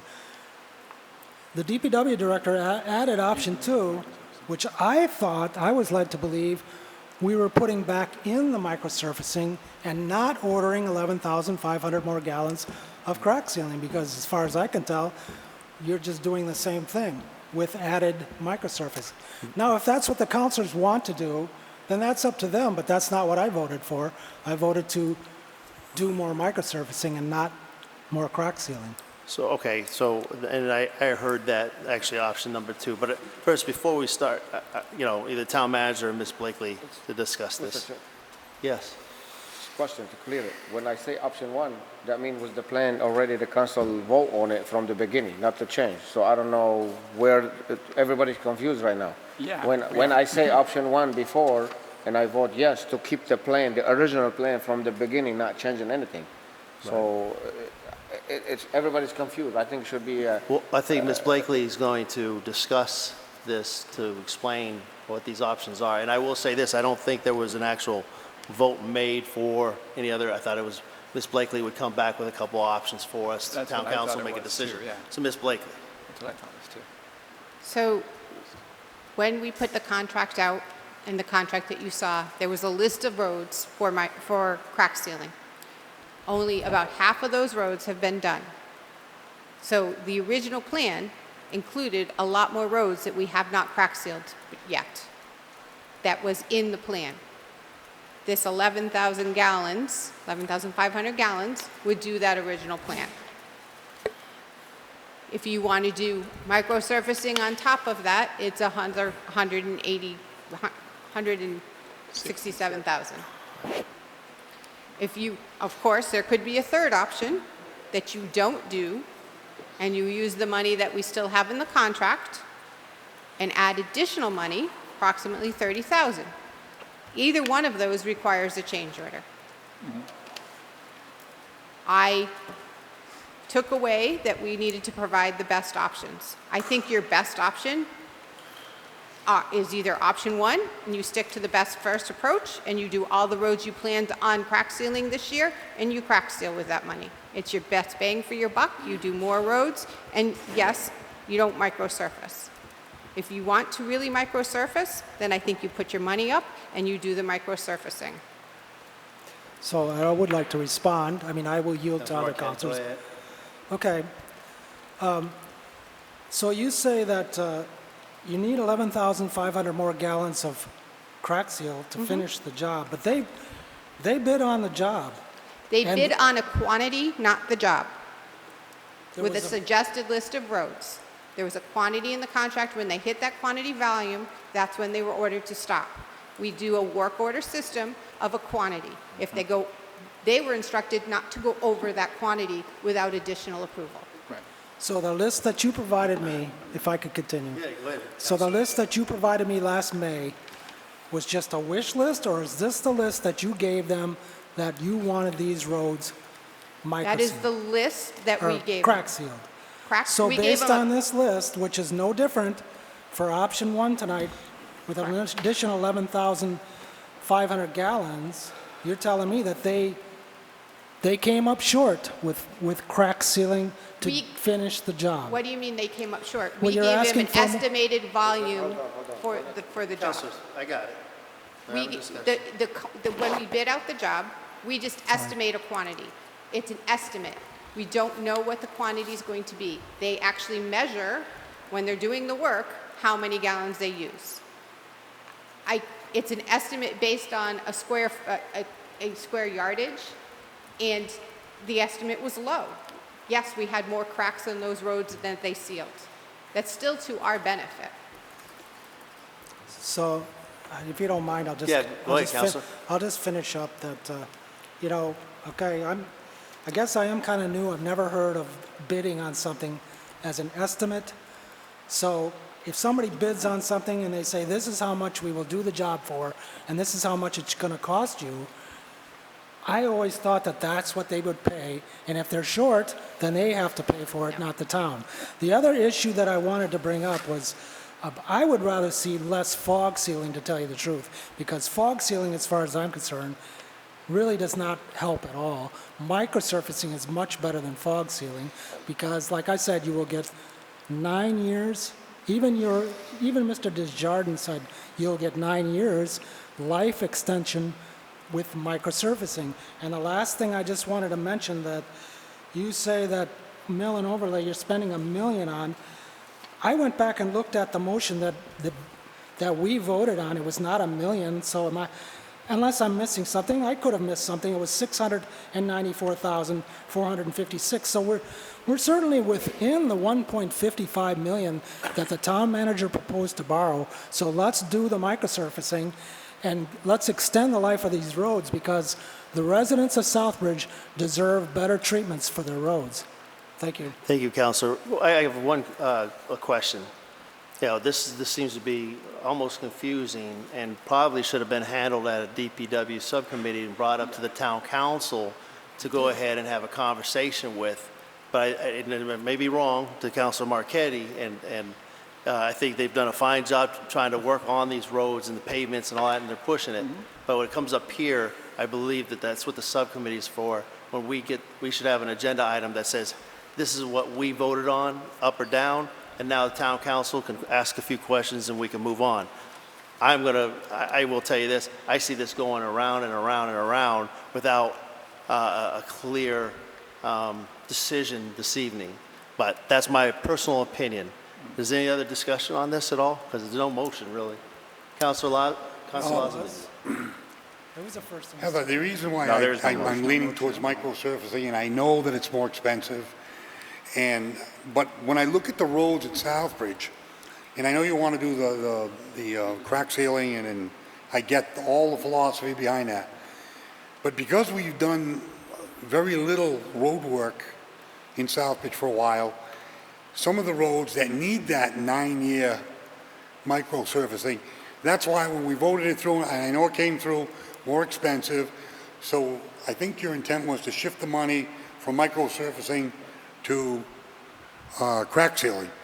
And there's where I disagree. I'd rather take care of the worst roads with the microsurfacing to do a better job for the citizens of Southbridge. I'm not debating that crack sealing isn't the way to go. But the thing is, if we're going to cut the baby in half, I want a piece of that baby going towards micro and your major road work and stuff. You know, the grinding, milling, obviously is the best. Thank you, Councilor. Yes, Ms. Blakely. You are well within, you're still talking about this, you can come up with your own third option. If you want to not do the microsurfacing, you have the numbers right in the memo. It's $136,695 what we're looking at for additional crack sealing.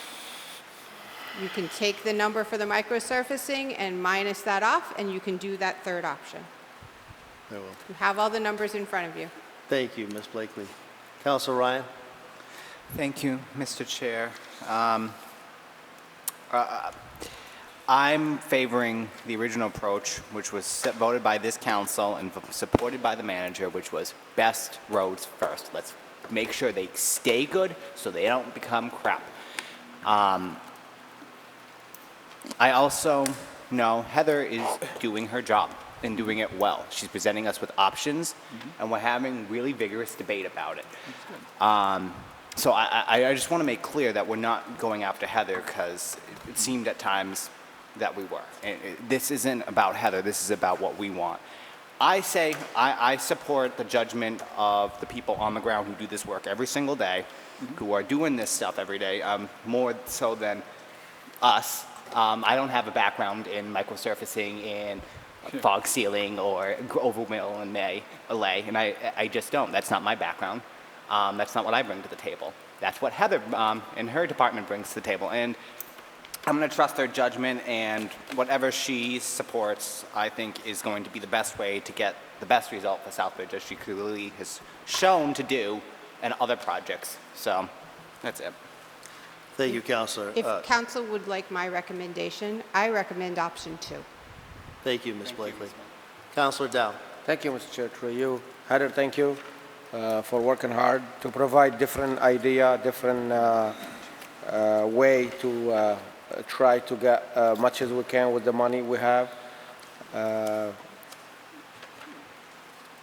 But again, I think microsurf is expensive now, but down the road is cheap. It's like you put a used tire on a car. It's cheaper as money, but the car is still rolling for 1 year maybe, but the new tire will take you 2 years, and then at the end you're gonna spend another money again to put a new tire on it, you know what I mean? So I think the plan 1, what we vote at the beginning, not in this paper either, because I don't understand, it's confusing, what's 1, 1, 2, 1, 3, what the council from the beginning vote. I think this is the best option for the town of Southbridge. I know it's gonna be a little bit expensive, but down the road is cheap, because again, everything is going up.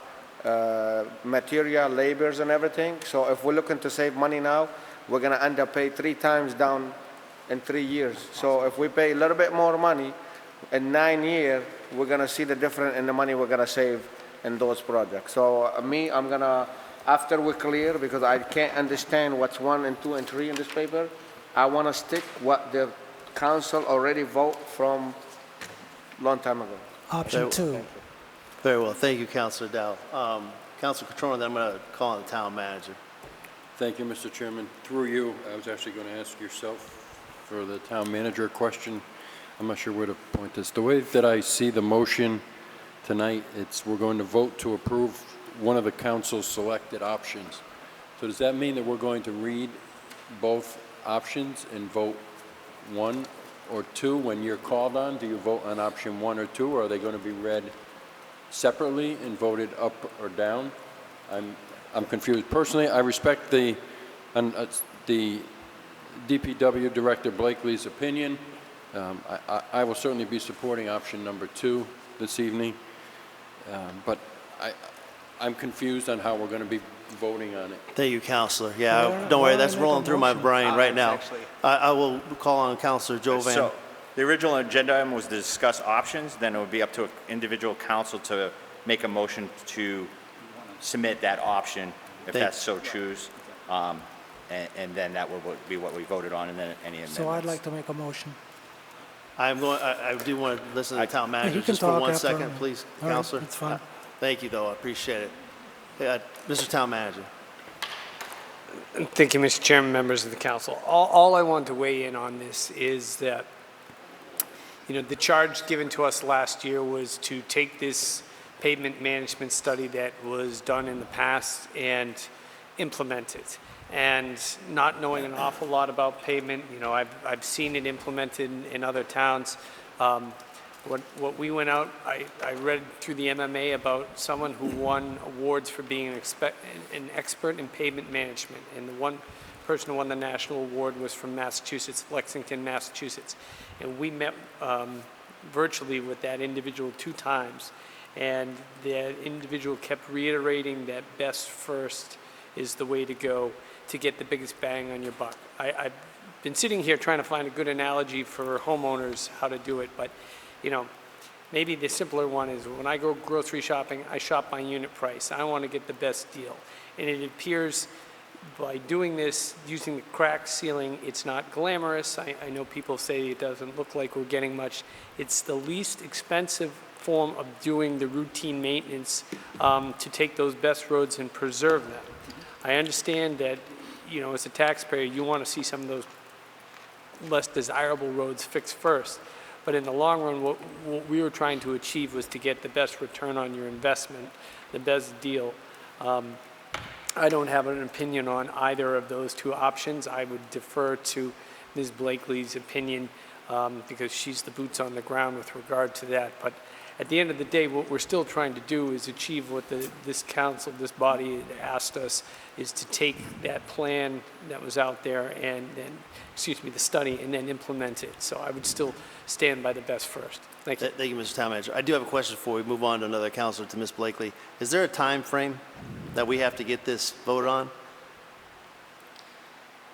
I mean, do we have to have it, like, if the 13th is the next town council meeting? I will not be here on the 13th, so I won't be able to give you any more insight. I will be away on vacation, so. But you got Matt. Matt can cover. Yes, but And there is Sir a Tom. time frame in the fact that we have to get an order in with the company to get the work done this year. So, no, is delaying it for 2 weeks the worst thing that could happen? No, but I do think the longer you go in the season, the less chance you're going to get this work done. I mean, and our contract is good until next spring. We can order this next spring. It's not that we can't. It's just if you want this work done this fall, we are running out of fall. Okay. I Thank you, would Ms. like to Blakely. make a motion. Count. Could I make a motion? You We can. We can continue to discuss it after I make the motion, but I would just like for the council to accept option number 2. I'll So- second that motion.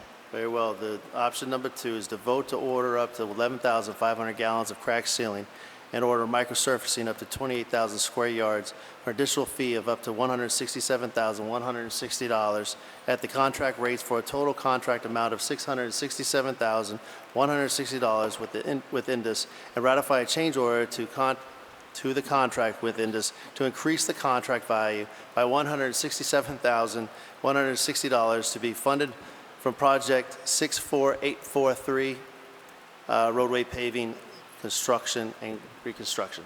So we got a first and a second on option number 2. Councilor Jovan? Thank you, Mr. Chairman. Through you to DPW Director. Thank you very much for all the information. I am myself getting confused on how much crack sealing we've done and what the crack seal. I certainly understand the amount. The crack seal list that you had provided in this memo, the highlighted, are those already done? Correct, Okay. And this was the proposed list for the rest of the year? correct. Okay. And your recommendation is to do an additional 11,000 gallons plus microsurfacing. And we also have ongoing mill and overlay, is that correct? That's correct. Okay. Based on this motion tonight and the work that you have already ordered and Main Street project and sidewalks and everything else that you have, would you say that that would complete the list for this fall and that we would have a further discussion on recommendations for next year? At a later date, not within another week. I think, my point is, I support option 2. Let's get as much done. But at some point, my point is, at some point, we have to give the DPW director some breathing room to just to update us as to what projects we all have, the anticipated timelines, what we're going to have done, and what we've accomplished to this fall, so that we can then prioritize the next round of where we want to go. That's my only point. I think we keep throwing out, let's do more, more, more, and I get it, I want to do more, more, more, but at some point, I want to know what the heck we've done, and give them some space to just at least update us, and at the end of fall, we'll know what was done, how much was done, people in town will know what's done, and then we can have conversations about the what's next, and to continue on this road plan. That's my main point. Thank you. Thank you, Councilor. We called that regrouping. Just like to make one comment. Yes, Ms. Blakely. Our mill and overlay rates are very good right now. That would be why our contract wasn't $1 million. It was a lot less. We have some roads that we are speaking with National Grids. I've already alluded to it in subcommittee with Snow and, now I can't remember the names, with Snow and Winter Street. Moon Street, that I would like to add to the mill and overlay contract. But we will come back for a change order for those roads once we complete our discussions with National Grid. That is also what we're probably going to propose for Coombs and Cisco, where National Grid has done work over there. I will probably wait and not have that done until spring, because I want that trench to settle some more. But that is part of what we're thinking, and one of the reasons why I really like having a mill and overlay contract is that we can pull that out of our back pocket with National Grid, and we will get the whole road paved, and they'll pay for 8 feet of it. Thank you, Ms. Blakely. Councilor Lazo, did you have anything? You said. No comment. Thank you. Any other discussion? I will say this. 3 years ago, we didn't have this problem about trying to figure out roads because we didn't have a plan. And now that we have this plan, we're fighting over what roads should be done and how we're going to do it. So I guess Stop, that's a I'm good not problem to fighting. have within our town. I'm not fighting with anybody. Oh, I'm sorry, having a great discussion about it. All right, thank you. Anything else? This is option 2. Motion's on the table. All those in favor? Opposed? Abstain? 1 abstention. Councilor Lazo. Thank you, Ms. Blakely. All right, agenda item number 21. Yeah, 21. Vote to ratify the agreement with MF Reedy in the amount of $2,250 to fund for a market appraisal for 76 Central Street using funds within the urban renewal area and authorize the town manager to sign any related paperwork. So moved. Second. This went through the Planning and Development Subcommittee where it was a 4-0 vote in favor of Ms. Dean or the town manager. Let me get that. If the council has any questions, I'm curious if the materials were straightforward enough. This agenda item is a follow-up from permission to use the miscellaneous income up to $10,000 to be able to pursue an appraisal through the redevelopment authority inside the urban renewal plan. And we then went out for quotes. The quote has come in far cheaper. It's down around, what was the final amount? 2250. And we hope to get the appraisal done as soon as possible for the redevelopment authority to be able to consider trying to have a friendly negotiation of the property, 76 Central, for the purpose of including it in the Hook La Rochelle Way MassDOT tip design, currently underway through VHB. We're in between the 25% and the 75% design.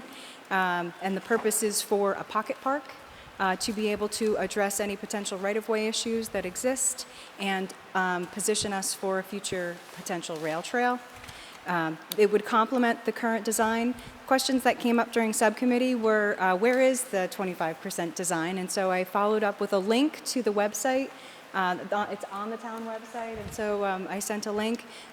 There were questions about what is the design, and so I'd mentioned that I hadn't brought public the design, but Heather could probably speak more technically to how it would complement. I was saying it kind of shifts the other side of the road a little bit, and it improves the design slightly. And then I think the other question was, what's the difference between an appraisal and an assessment? And so I sent along a couple of links. Really, it's about an assessment is based on your purposes for your raising your taxes, which are a delay of maybe 3 years on your current market value, where an appraisal is done for real-time market value. And so if anyone had any questions about the design or follow-up, please. Any questions? Councilor Steves? Just for clarification, so you're asking us to appraise this property because it's going to be taken for the project? So the distinction between taking for eminent domain versus a friendly negotiation is that because this property is already listed in the urban renewal plan, the redevelopment authority can use their powers to be in conversation with the property owner already without having your approval. And so they've already been in conversations with the property owner and have already gotten a potential indication that there may be an opportunity for the town to have a friendly negotiation to take the property. So yes, an appraisal is needed before we can do that. Okay. Councilor Marquetti. Thank you, Mr. Chairman. Sir. Through to the town manager. Did I hear at the subcommittee meeting that the building on this property is just going to be removed to make way for the TIP project? My recollection, it's adjacent to the TIP project. Is that not correct? I think Ms. Blakely. Yeah, if you're familiar with where the property is, it is adjacent to where the TIP property is, and they use the current current rail trail right-of-way to access their property, but when the design comes through, they won't have that access anymore because it will be actually sidewalk and rail trail area, not accessible by car. So it had been brought up in some of the public comments that they really wouldn't have the access to be able to use that property the way they're using it, because that is that was a rail area that is now owned by Mass DOT, and they really don't have any formal rights to use it. So the question is, are they going to remove the building? That was my question. Yes. They are going to, so then my second question is, why would the redevelopment authority want a building that they're just going to remove? That's what I don't understand. Through you to the town manager. I always thought that the redevelopment authority would want to purchase property, turn it into something that they could lease, rent out, make some money on it, and continue with their charge, to continue as a redevelopment authority. That's how they do it in other communities. I think Worcester, they took over a condominium, and they rent it out. They make money on leasing. That's how they, and then they buy other properties and fix other properties up with the profits. So this, if they're just going to tear it down, I'm not sure, maybe you could explain to me why the redevelopment authority would even want this property. I'm going to Yeah, I'm going to go ahead and refer to Ms. Dean. Thank you. Thank you, Counselor. So the urban renewal plan is created through a lengthy public participation process through professional designers who are not necessarily strictly developing, they are bettering your downtown. And so within that bettering, sometimes there's the need for, removing, repurposing, or changing. And so this is exactly that. This is an awkward lot against a piece of property that will, as we've discussed, potentially help with economic development in the downtown by producing the open space rail trail. And so if in the future you would want to participate in public participation discussions through the planning department and through the redevelopment authority, these are lengthy, years-long discussions about the best way to use things. Okay, the other question I have is, why would we need another appraisal of it? We have an appraiser in town. If the building is just going to be torn down, I don't know why we need a second appraisal of a building that they're not even going to use. They're just going to tear it down. That's my only other question, but thank you. Thank you, That's all I Counselor. have. Thanks. I Ms. Dean? agree. If we could, sure, makes all the sense. Why would we want to spend more money if we can just use our assessor's data? But unfortunately, it's required. Counselor Dow? Thank you, Mr. Chair, through you. So our concern is the owner of the building, he's not going to be able to use it in the future when you do the trail. So actually, we're giving him a favor by buying it from him, appraisal, and especially now the economy in the houses, the real estate prices is very high. Why we don't wait when we put the real trail and then he can't use the building and he's going to leave it for us? So- Thank you.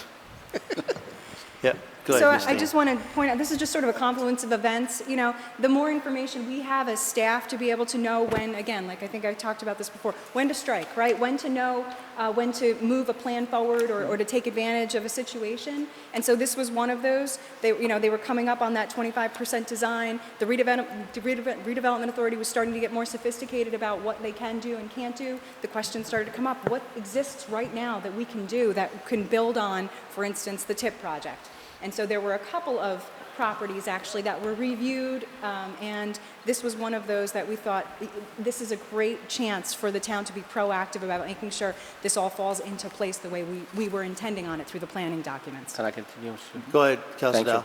So I have a copy of the plan. I'm looking at, technically, it's nothing you can do there except maybe some flowers and benches. Correct. That's the only thing you can do right now. But if you're walking on the trails, I think we'll have enough on depend which way you look at it. On the other side, green is and bushes, whatever. So why we're gonna use, it's a great idea, don't take me wrong. It's a beautiful to have places to sit and stuff like that, but we spending, if we bought that building, the town bought it, we spending a lot of money on that place to put few benches. What we can spend them somewhere else, we can do 10 benches or fix different area we already have for people to go and sit down and enjoy the weather. So, Ms. Dean? I hear you 100%.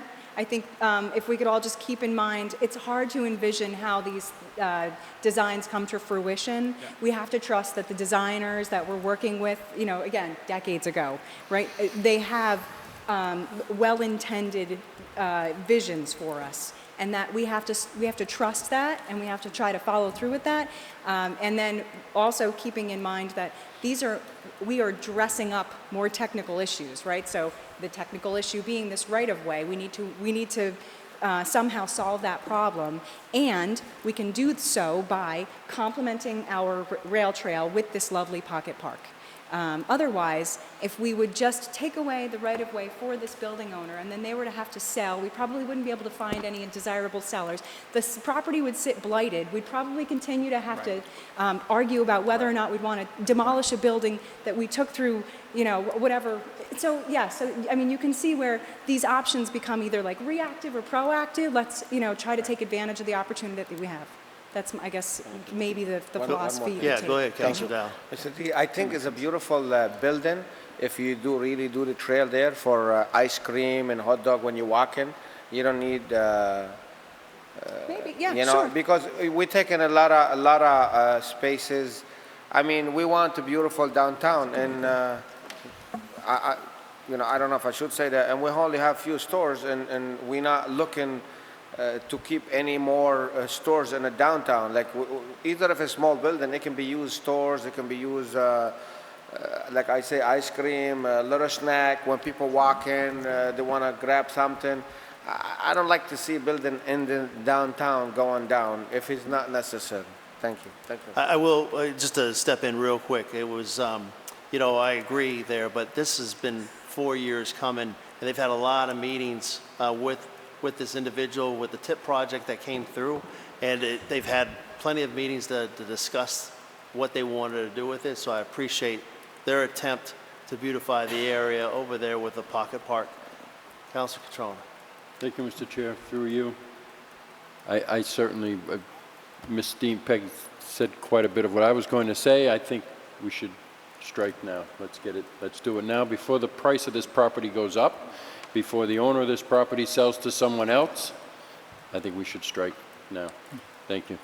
Ms. Dean. I just want to point out the very obvious question of how many vacant storefronts we have in the downtown, and that you're almost, this is the small measure of influencing your supply and demand in your downtown. So if you eliminate one small building that we see could have a repurpose, a genuinely good repurpose, and then we are then creating more demand for the vacant storefronts that we do have, maybe there's a better chance that we can fill those that are available. I continue to see nonprofits and social services in your downtown, what could be potential restaurant, retail, storefronts. And I don't know what the solution is, but I don't know if holding on to every building is the right one.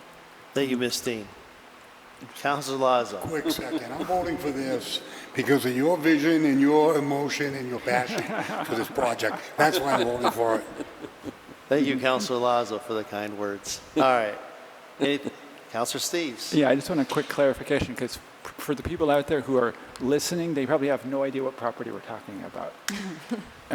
So just a clarification, it's the Moral Memorials building, the little one tucked right beside the railroad. It's according to the assessor's records, it's assessed at 61 grand. The building itself was worth about 22, according to their 21.3. It's less than 800 square feet. It's a little tiny white building is right over there. What, how much? Huh? How much? 61,000. It's totally assessed at 61 grand. Thank you. 61,000. Thank you, Counselor. All right. Anything else? All right, vote. All those in favor? Opposed? Unanimous of all present. Agenda item number 22. Vote to approve the grant components for the fiscal year 21 Community Development Block Grant, CDBG, application for total award of $825,000 and authorize the town manager to sign any related paperwork. This went through the Planning and Development Subcommittee as a 4-0 vote. I'll move it. I'll make the motion. Oh, yeah, sorry, I'm just getting ahead of myself. Got a first and a second. This went through the Planning and Development Subcommittee, 4-0 vote. We do this and apply for this every single year where, and Ms. Dean has kindly given us the PowerPoint component to it, and this is obviously has helped us tremendously with our town because it is a mini entitlement town. Ms. Dean? Go ahead. I got them.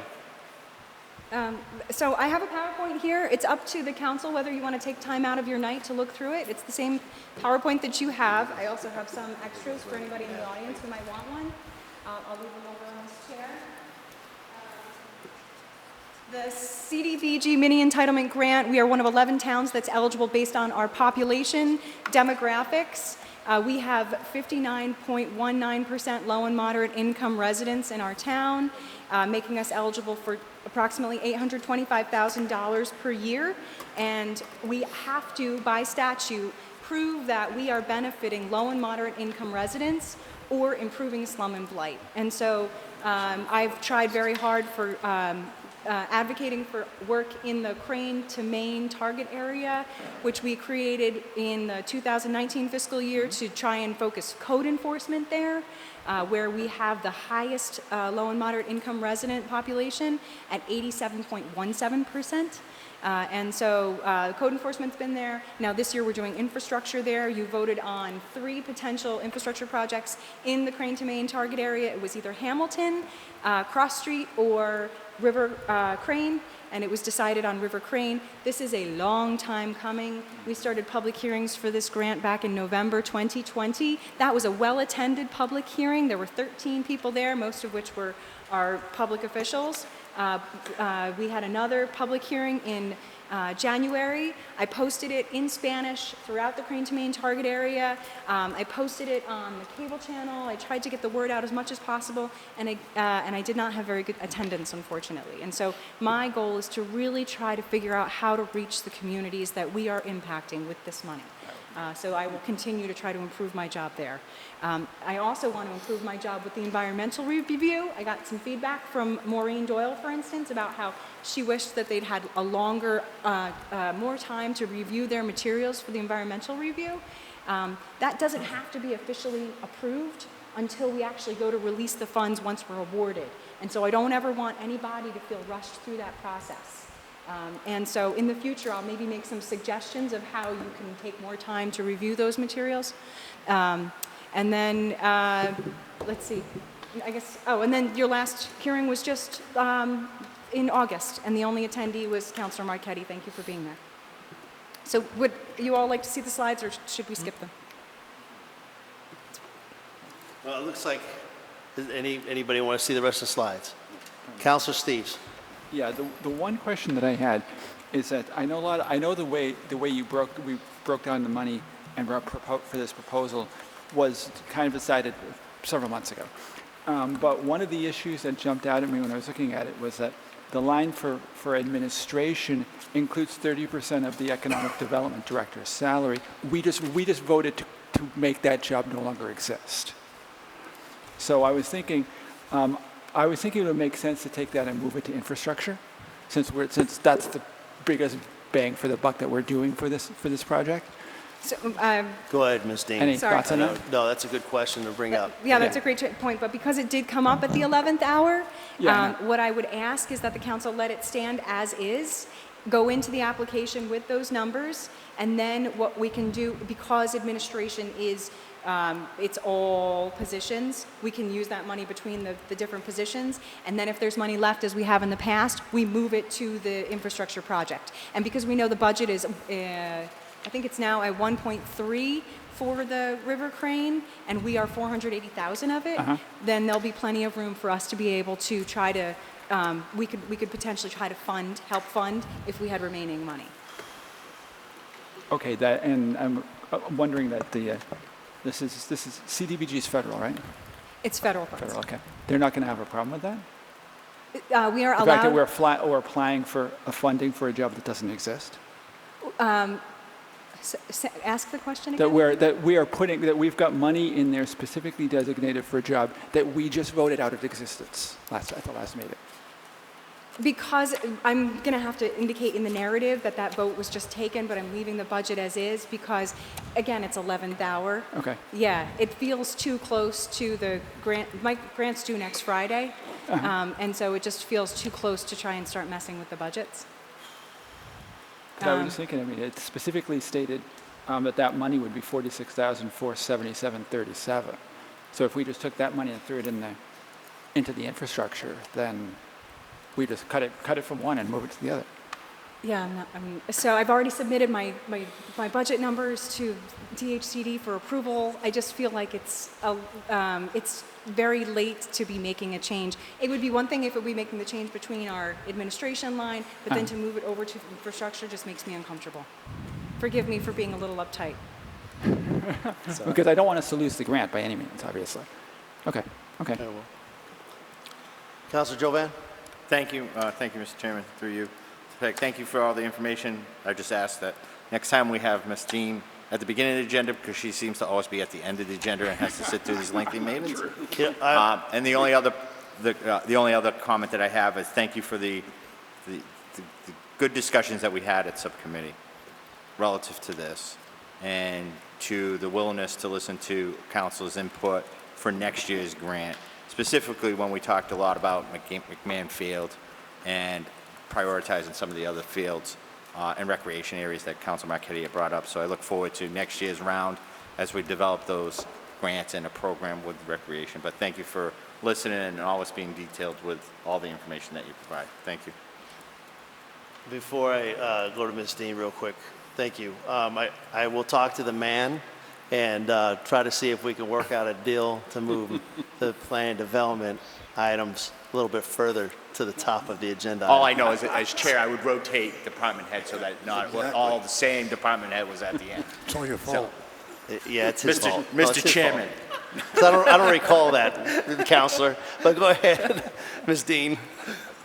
I would support if you wanted to somehow make a motion within this to say that the 30% previously designated to the executive directors no longer needed. Because I don't know how you'd want to do that. I would just ask that you just not move it into infrastructure. So I don't want to lose it either, because we could use it for something. Right, exactly. Very well. I don't want to say it's no longer needed, so they just cut it. I don't want to do that either. Counselor Dow. Thank you, Mr. Chair. For you, I just want to say thank you Oh, for all the work you do. it's not in yet, but doing- thank you. Everybody say a little prayer. You're doing a great job. No religion in government, sorry. Keep the energy, keep the attitude. Great job. Thank you. You're welcome. Thank you, Counselor. Counselor Ryan. Thank you, Mr. Chair, through you. I think it's fine as is. I think we're at the end here. Thank you for all the work you're doing. I'm really excited about the work you guys are doing in that way. As actually some people know, I live out that way. So I'm really excited to see, a really, forgotten about part of town that's been forgotten about for years actually get some work done. Because a lot of the people down there have been expressing, concerns and disgust with the town with the fact that they haven't done anything in that area for a long time. So thank you for your hard work. It's been a long time coming, and I tend to fully support this. Thank you, Counselor. Counselor Lazo. Thank you very much. Job well done as usual. I have a special favor. If you could get some of that bubbly personality and that smile into the town manager before the end of the year, I would appreciate it. Thank you, Counselor. If I could maintain that composure, I admire it. Counselor Marquetti. Thank you, Mr. Chairman. Through you, I did speak on this at the subcommittee level, so I won't go too much into it, but all I want to say is I would like to see some of the funds spread out to some of the other parks in town. It seems like it always goes to one area, and I would like to see some equity among the other parks, especially the community center, Morris Street Park. But other than that, I'll support it. Hopefully next year we can discuss some of the other areas in town. Thank you. Thank you, Councilor Marquetti. I just want to make a note real quick. That we take that to heart because I think that's something that's valuable for our town as we discuss upcoming CDBG funds. I know we were spending possibly a lot of money within the Capillo and Henry Street area, which is great, much needed, high visibility, high productivity, and a lot of people are playing. I just got pictures again from kids the other day on the skate park and stuff like that from their parents and how much they enjoy it. So I want to thank all the hard work, but it is, you mentioned it a few times, Councilor Marquetti, and I think it is time that we take a review on it. So I appreciate the guidance and recommendation on that. And Ms. Dean, thank you for all the hard work. I'm glad this showed up today, and we're all set to move forward with this in the near future. Councilor Catrona, did you have something? Anybody else? Any other discussion? All right, all those in favor? Opposed? Unanimous of all present. Thank you. Thank you, ladies. Thank you. All right, Councilors Forum, number 23. Councilor Marquetti? Thank you, Mr. Chairman. I would just like to, first of all, say that we did have an ad hoc capital planning committee meeting last Wednesday, August 18th at 6:30 in the Veterans Room. In attendance were myself and Councilor Dow, Town Manager McCall, and Town Treasurer Karen Harnois participated remotely. We discussed the committee charge, and we also discussed some potential term of the committee of being 1 to 2 months. We did have a discussion, a brief outline of what the goals of the committee should be going forward. We are going to meet this Thursday, September 2nd, 6:30 in the George Parent Room. Now, I'd like Councilor Lazo and Councilor Dow to be there, and if you want something on the agenda, please let me know, and I'd be happy to put it on there. And that goes for you, Mr. Town Manager, and Ms. Harnois as well. If you would like to add something to the agenda, please don't hesitate to let me know. But for right now, I suggest we take it one item at a time, and Thursday I'd like to discuss compiling an accurate and detailed inventory of all the town and school capital assets. So that would be Thursday, September 2nd, at 6:30 p.m. in the George Parent Room. I'd also like to say that I have had some calls recently from citizens concerning the road conditions. I got a call from somebody on Ellis Road who said that our road was treacherous and thought that there was going to be some gravel and tar done to the road. And I also, tonight, I received a call from someone on the person on Hillside talking about the water. And I just would like to say that I did contact the town manager in accordance with the council's rules. The only thing is that I haven't been really getting any feedback from it. So I would appreciate it that there was a two-way street here. If I call and say something, just let me know what's going on with it. If you're looking into it, I'd appreciate it, what action you might be taking on these issues. I'd appreciate it going forward. Which, if I may, Mr. Chairman, go ahead, typically, if you, oftentimes councilors will send me things, and Councilor Marquetti may make a referral, other people do, and I will usually follow up saying that I forward it through to the particular department head and can allow them to respond directly back. Now, I may not always be on that email traffic, so I don't always know. So if there's, I guess we'll just have to work out a better protocol so that if I'm not included or if you don't get something, you just let me know so I can circle back. But I think initially when you send them, I respond to everything that comes in and send it off. I don't always have the time if I delegate it to circle back, but if there's a problem, by all means, let me know. Thank you. That's all I have. Thanks. Thank you, Councilor. Councilor Catrona? Thank you, Mr. Chairman. Sir. Through you, just a couple quick things. We took a vote earlier. Does this mean that the PPP meeting will be canceled on Thursday? No, we still have another issue. Okay, we're going to, okay. I didn't know if we're going to go forward. I also received a call this evening late, just before the subcommittee meeting, about 5:30. I went up and took a look at the residents' yard to the town manager up on Hillside. I met with the residents, and if we can just take another look at that, I think it would be very helpful. I want to thank the town manager, the DPW director, and everyone that came out to take a look at the issues on Dresser Hill Road. I think they're much larger than anticipated, and to listen to the residents' concerns. We look forward to seeing the report when it comes out, and hopefully some corrections before the winter. Thank you. Thank you, Counselor. Counselor Steve? Thank you, Mr. Chairman. I've got a couple of items. First off, the manager and I were talking about a concern that I got an email concern about a question whether or not it's legal to have a moped business that's working out of a Hamilton Street parking space. You talked a little bit about that before the meeting. So there have been some questions that have come to Town Hall. I've spoken with the police chief, Mr. Pelletier, about this. There's an individual looking to run or is running a moped, I want to say rental leasing company out of Hamilton Street. Now, it's my understanding, speaking to the police chief and Mr. Pelletier, that they have what's called a development team that reviews some of these businesses.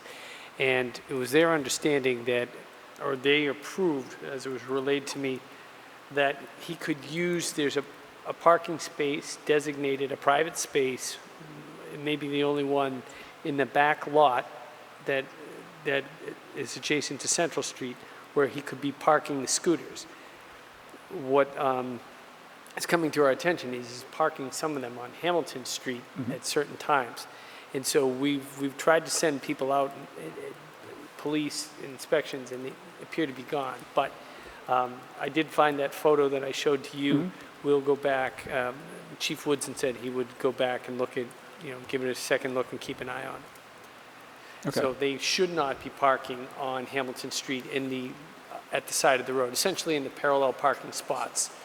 We got word that there were some mopeds being lined up as if in a display fashion, and that's not what they're for. That's for residents. they were a little chaotically laid out when I saw them this afternoon. So, All right, we'll continue to follow up. Okay.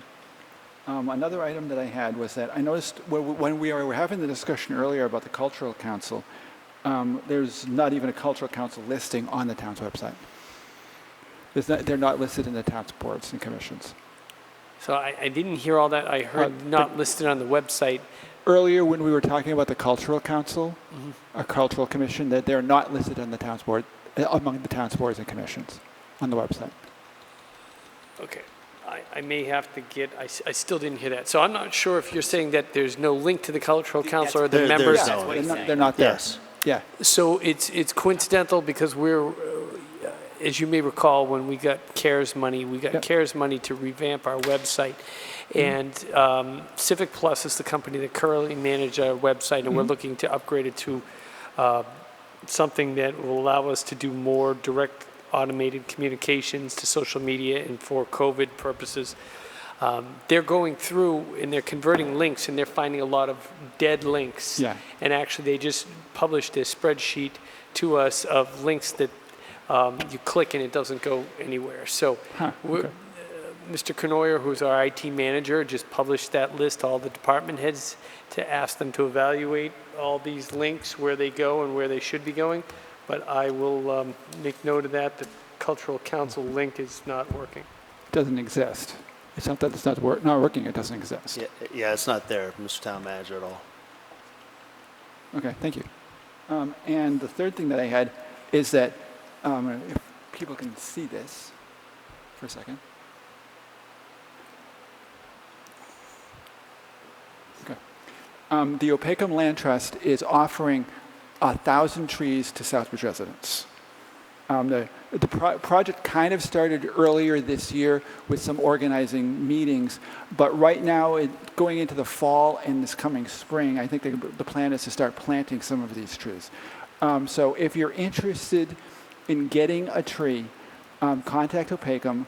You can call 508-347-9144 or email them at trees at opacumlt.org. If you see these flyers around, there's some in Town Hall and a few other various places. It kind of gives you a quick description of what the project is. And if you go to Opacum's website, they should have some of this kind of stuff here, some of this kind of stuff there too. But the idea is that it's specifically being targeted because it's a grant from the U.S. Forest Service to help address kind of the urban air quality stuff that some parts of Southbridge really have been facing over the years. That's why Southbridge and Ware specifically were being targeted to get some of these trees. They're available for private and public properties. They're specifically looking for private homeowners and stuff. If we have some space, there are certain areas that the project is looking at, and I can't specifically exactly remember where they are.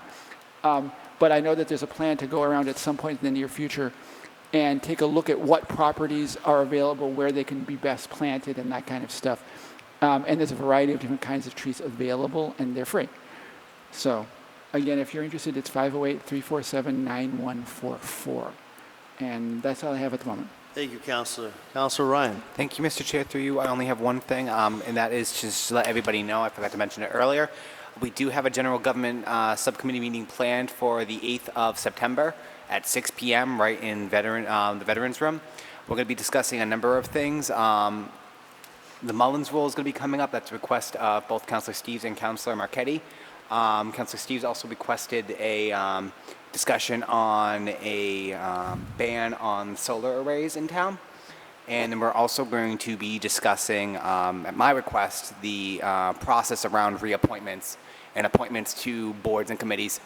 It is my firm belief we need to have some sort of process in place, so we're not just one manager does it one way, one manager does it another, and one council does it one way, one council does it another. There's a set process in place that's open and transparent for the public to understand. And then we're also, there's the only other additional item at this time is the reappointment of a constable. And that's it. Thank you, Councilor. Appreciate that. Councilor Lazo. I'd just like to thank the councils that were involved in the evaluation tool. Again, we're all still working towards the same goal. I think we can disagree on sometimes the process, but job well done, and thank you very much. And finally, I just want you to know, Mr. Chairman, that tonight, Mr. Jovan and I are rating you, and you're a B- in my book. Thank you. That's not literal, anybody. Please don't take that as. All right, Councilor Dow. Unless I got that time, thanks. Thank you. Thank you. Councilor Jovan. Thank you, Mr. To my good friend, Councilor Lazo's point, just for the record, I think the chairman, Daniel, got through 50 items about the same time you got through 23, so still have some training to do, but you're doing all right. Thank you. A couple things. We had the special town council meeting last week about the goals and objectives, and I asked councilors if you had certain information. I know, Councilor Catrone, you had a list. If you could forward your list to me so that we could work on whatever you would like to see work done. I forgot. I did. I will Did you? get it done. Thank you. And any other councilors so that we can work on it. We'll be working on it next week with Councilor Steves and Councilor Ryan. The only other thing, Mr. Acting Chairman, Mr. Chairman, is through you, if you can relay to the rail chairman, what the status of the joint town council school committee appointment is going to be. I was hoping it was going to be tonight because the young gentleman that has put his name in, I met him over the weekend by chance at Dunkin' Donuts, and he's like, hey, what's going on? You know, they want him to participate in the school committee meetings. He looks very eager. And again, to my point the last meeting, if we want to approach the state about turning the reins over to the town of Southbridge, we have to have a functioning full school committee. And that's going to be the first step. So it's incumbent on both. We were here. They didn't have a full quorum of the school committee. Let's get it done so that we can start developing those plans. So if you could convey about when the next joint meeting will be so that they can have those parties present for their school committee meeting. Thank you. I think that's it. Thank you. I just want to respond to that. I talked to him yesterday about that. They're looking at the 13th meeting. They are waiting for the school committee chair to follow up with Councilor, or the chair, our chair. So I will follow up with them, but we did ask that question, including some the American Optical stuff too as well. And Thank you. one other thing to that point as well. I heard a couple times at that meeting, that joint meeting, that they only had 4 members. We only have 2 vacancies. I believe a gentleman, Ciro, I believe is his Ciro. name, stated he was resigning but has not formally resigned. So somebody could follow up on that. Town clerk's office, as of last week, said she has not received anything formal. So in order for us, if he's not going to serve, notify us so that we can recruit people to serve. As I go on. No, I'm I'll sorry. bring that up again, Counselor. I did bring that up too as well, or Yeah. we discussed that yesterday. They have put the request in for him to resign. If he's not going to show up here, he's not doing any good to the school board at all. And so I will follow up on that. Maybe we need to push a little harder. And through you to the town manager, thank you for the update on the town's website. I was thinking of that earlier tonight. Could you ask your office to perhaps update the boards and commissions that have openings? Because I looked earlier tonight, it goes back to 2020, so that we could have a formal updated list of Yeah. boards and committees that have vacancies. I know she keeps a log of that, but the last one that's on the website goes back to 2020. So if we could just have that updated, I appreciate it. So on that topic, I talked to her about that as well. I know we just appointed a bunch of people at the last meeting. I'm waiting for a follow-up on that one, but I will follow up on that one Thank too. you. Did you apply for the assistant town manager's job? I since you did, already and Thank you. I won't listen to you anymore. Thank you, that's all I have. All right. Good job there, Councilor. Yeah, thank you. I appreciate that. People would stop talking around themselves. All right, here we go. Mr. Town Manager. I didn't know you were going to do your own. I won't make any jokes. But I just wanted to reiterate, I think you said it when we opened, that Chairman Daniels wasn't here this evening, and just wish his family well, speedy recovery relative to the COVID. So that's all. Thank you, Mr. Town Manager. Anything else? Okay. Agenda item number 24, discussion of next meeting. Next meeting is September 13th, 7 p.m. on Monday. Need a motion to adjourn. So moved. Second. All those in favor? Opposed? Unanimous of all of you. Thank you.